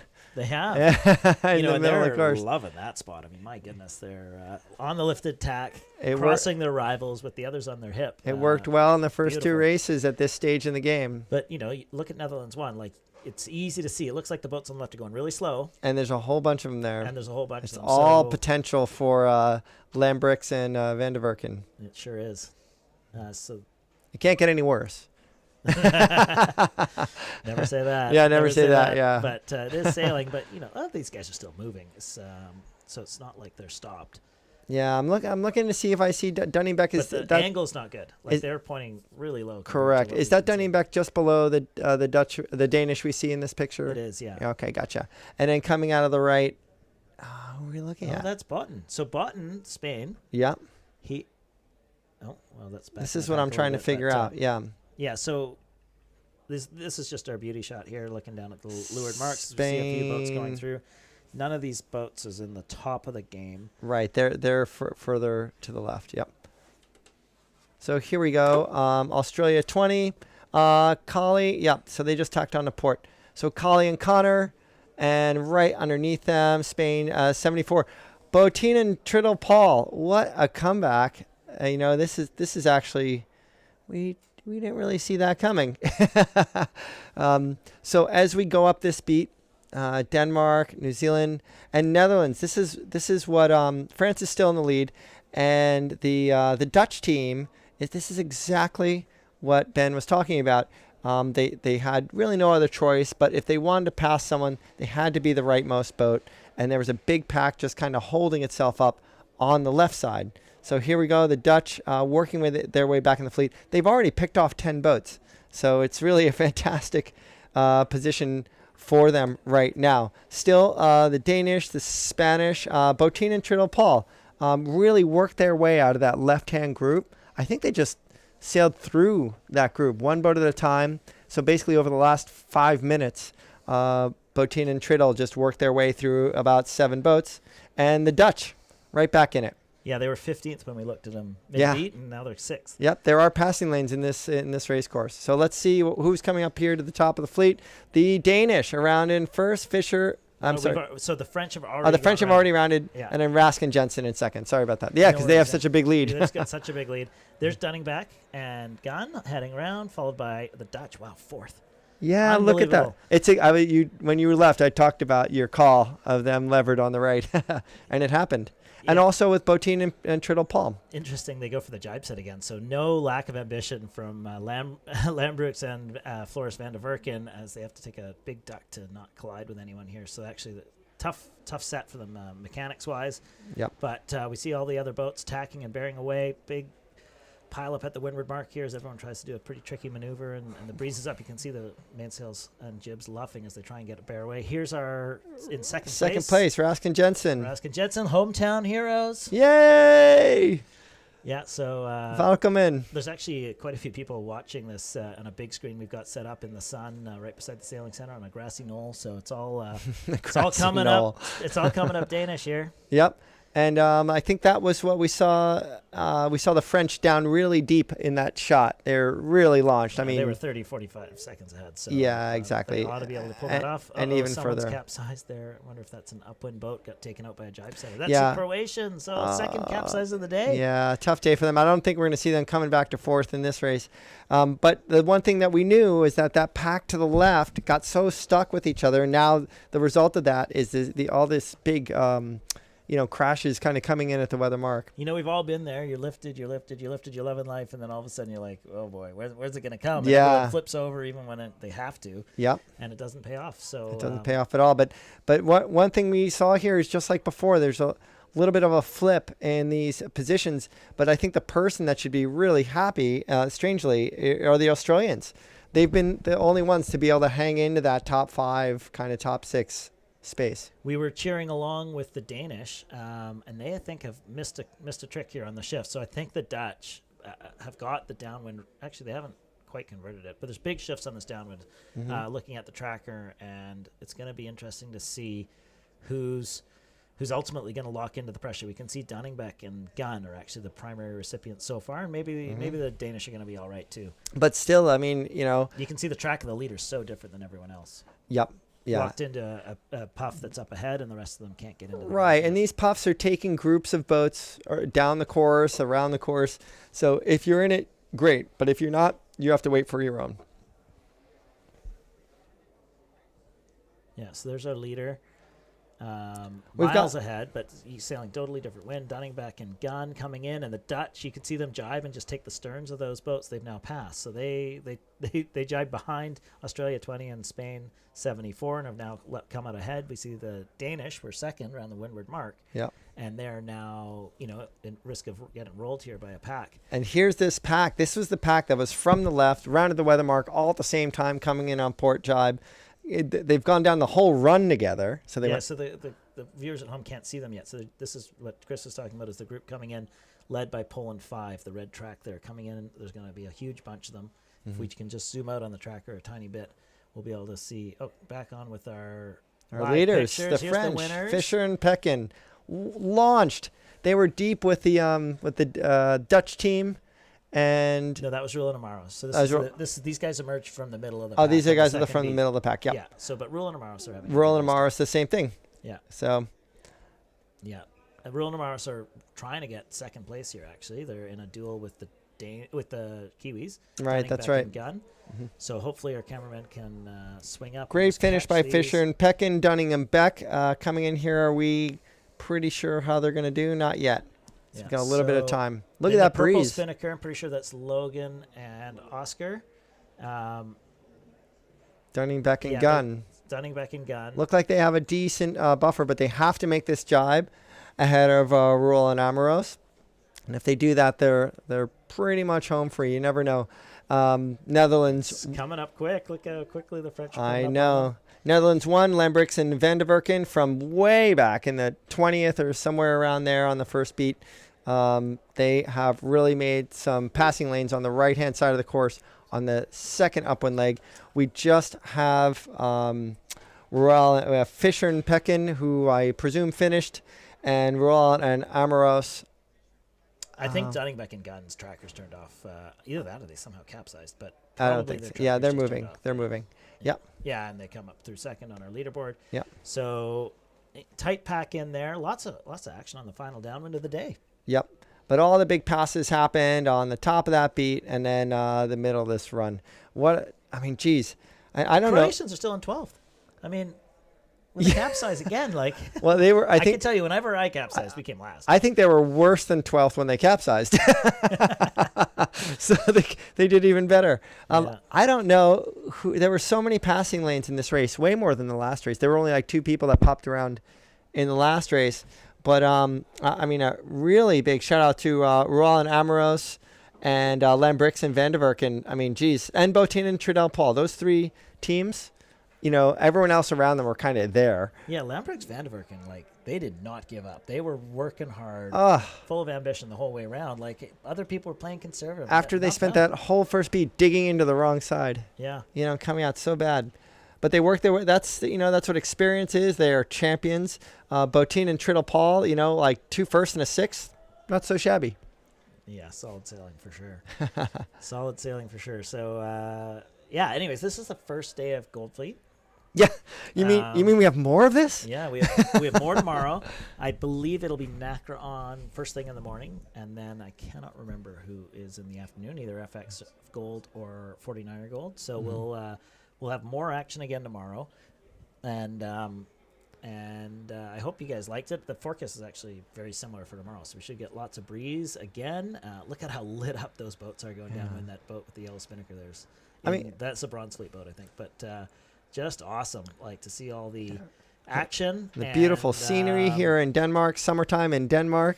Yeah, so signing off for Chris Muser, I've been Ben Remaker. Thanks for joining us. We've got more action again tomorrow. Tune in at 11:30 local time, and we'll be back. We're done for the day, but we'll be back tomorrow.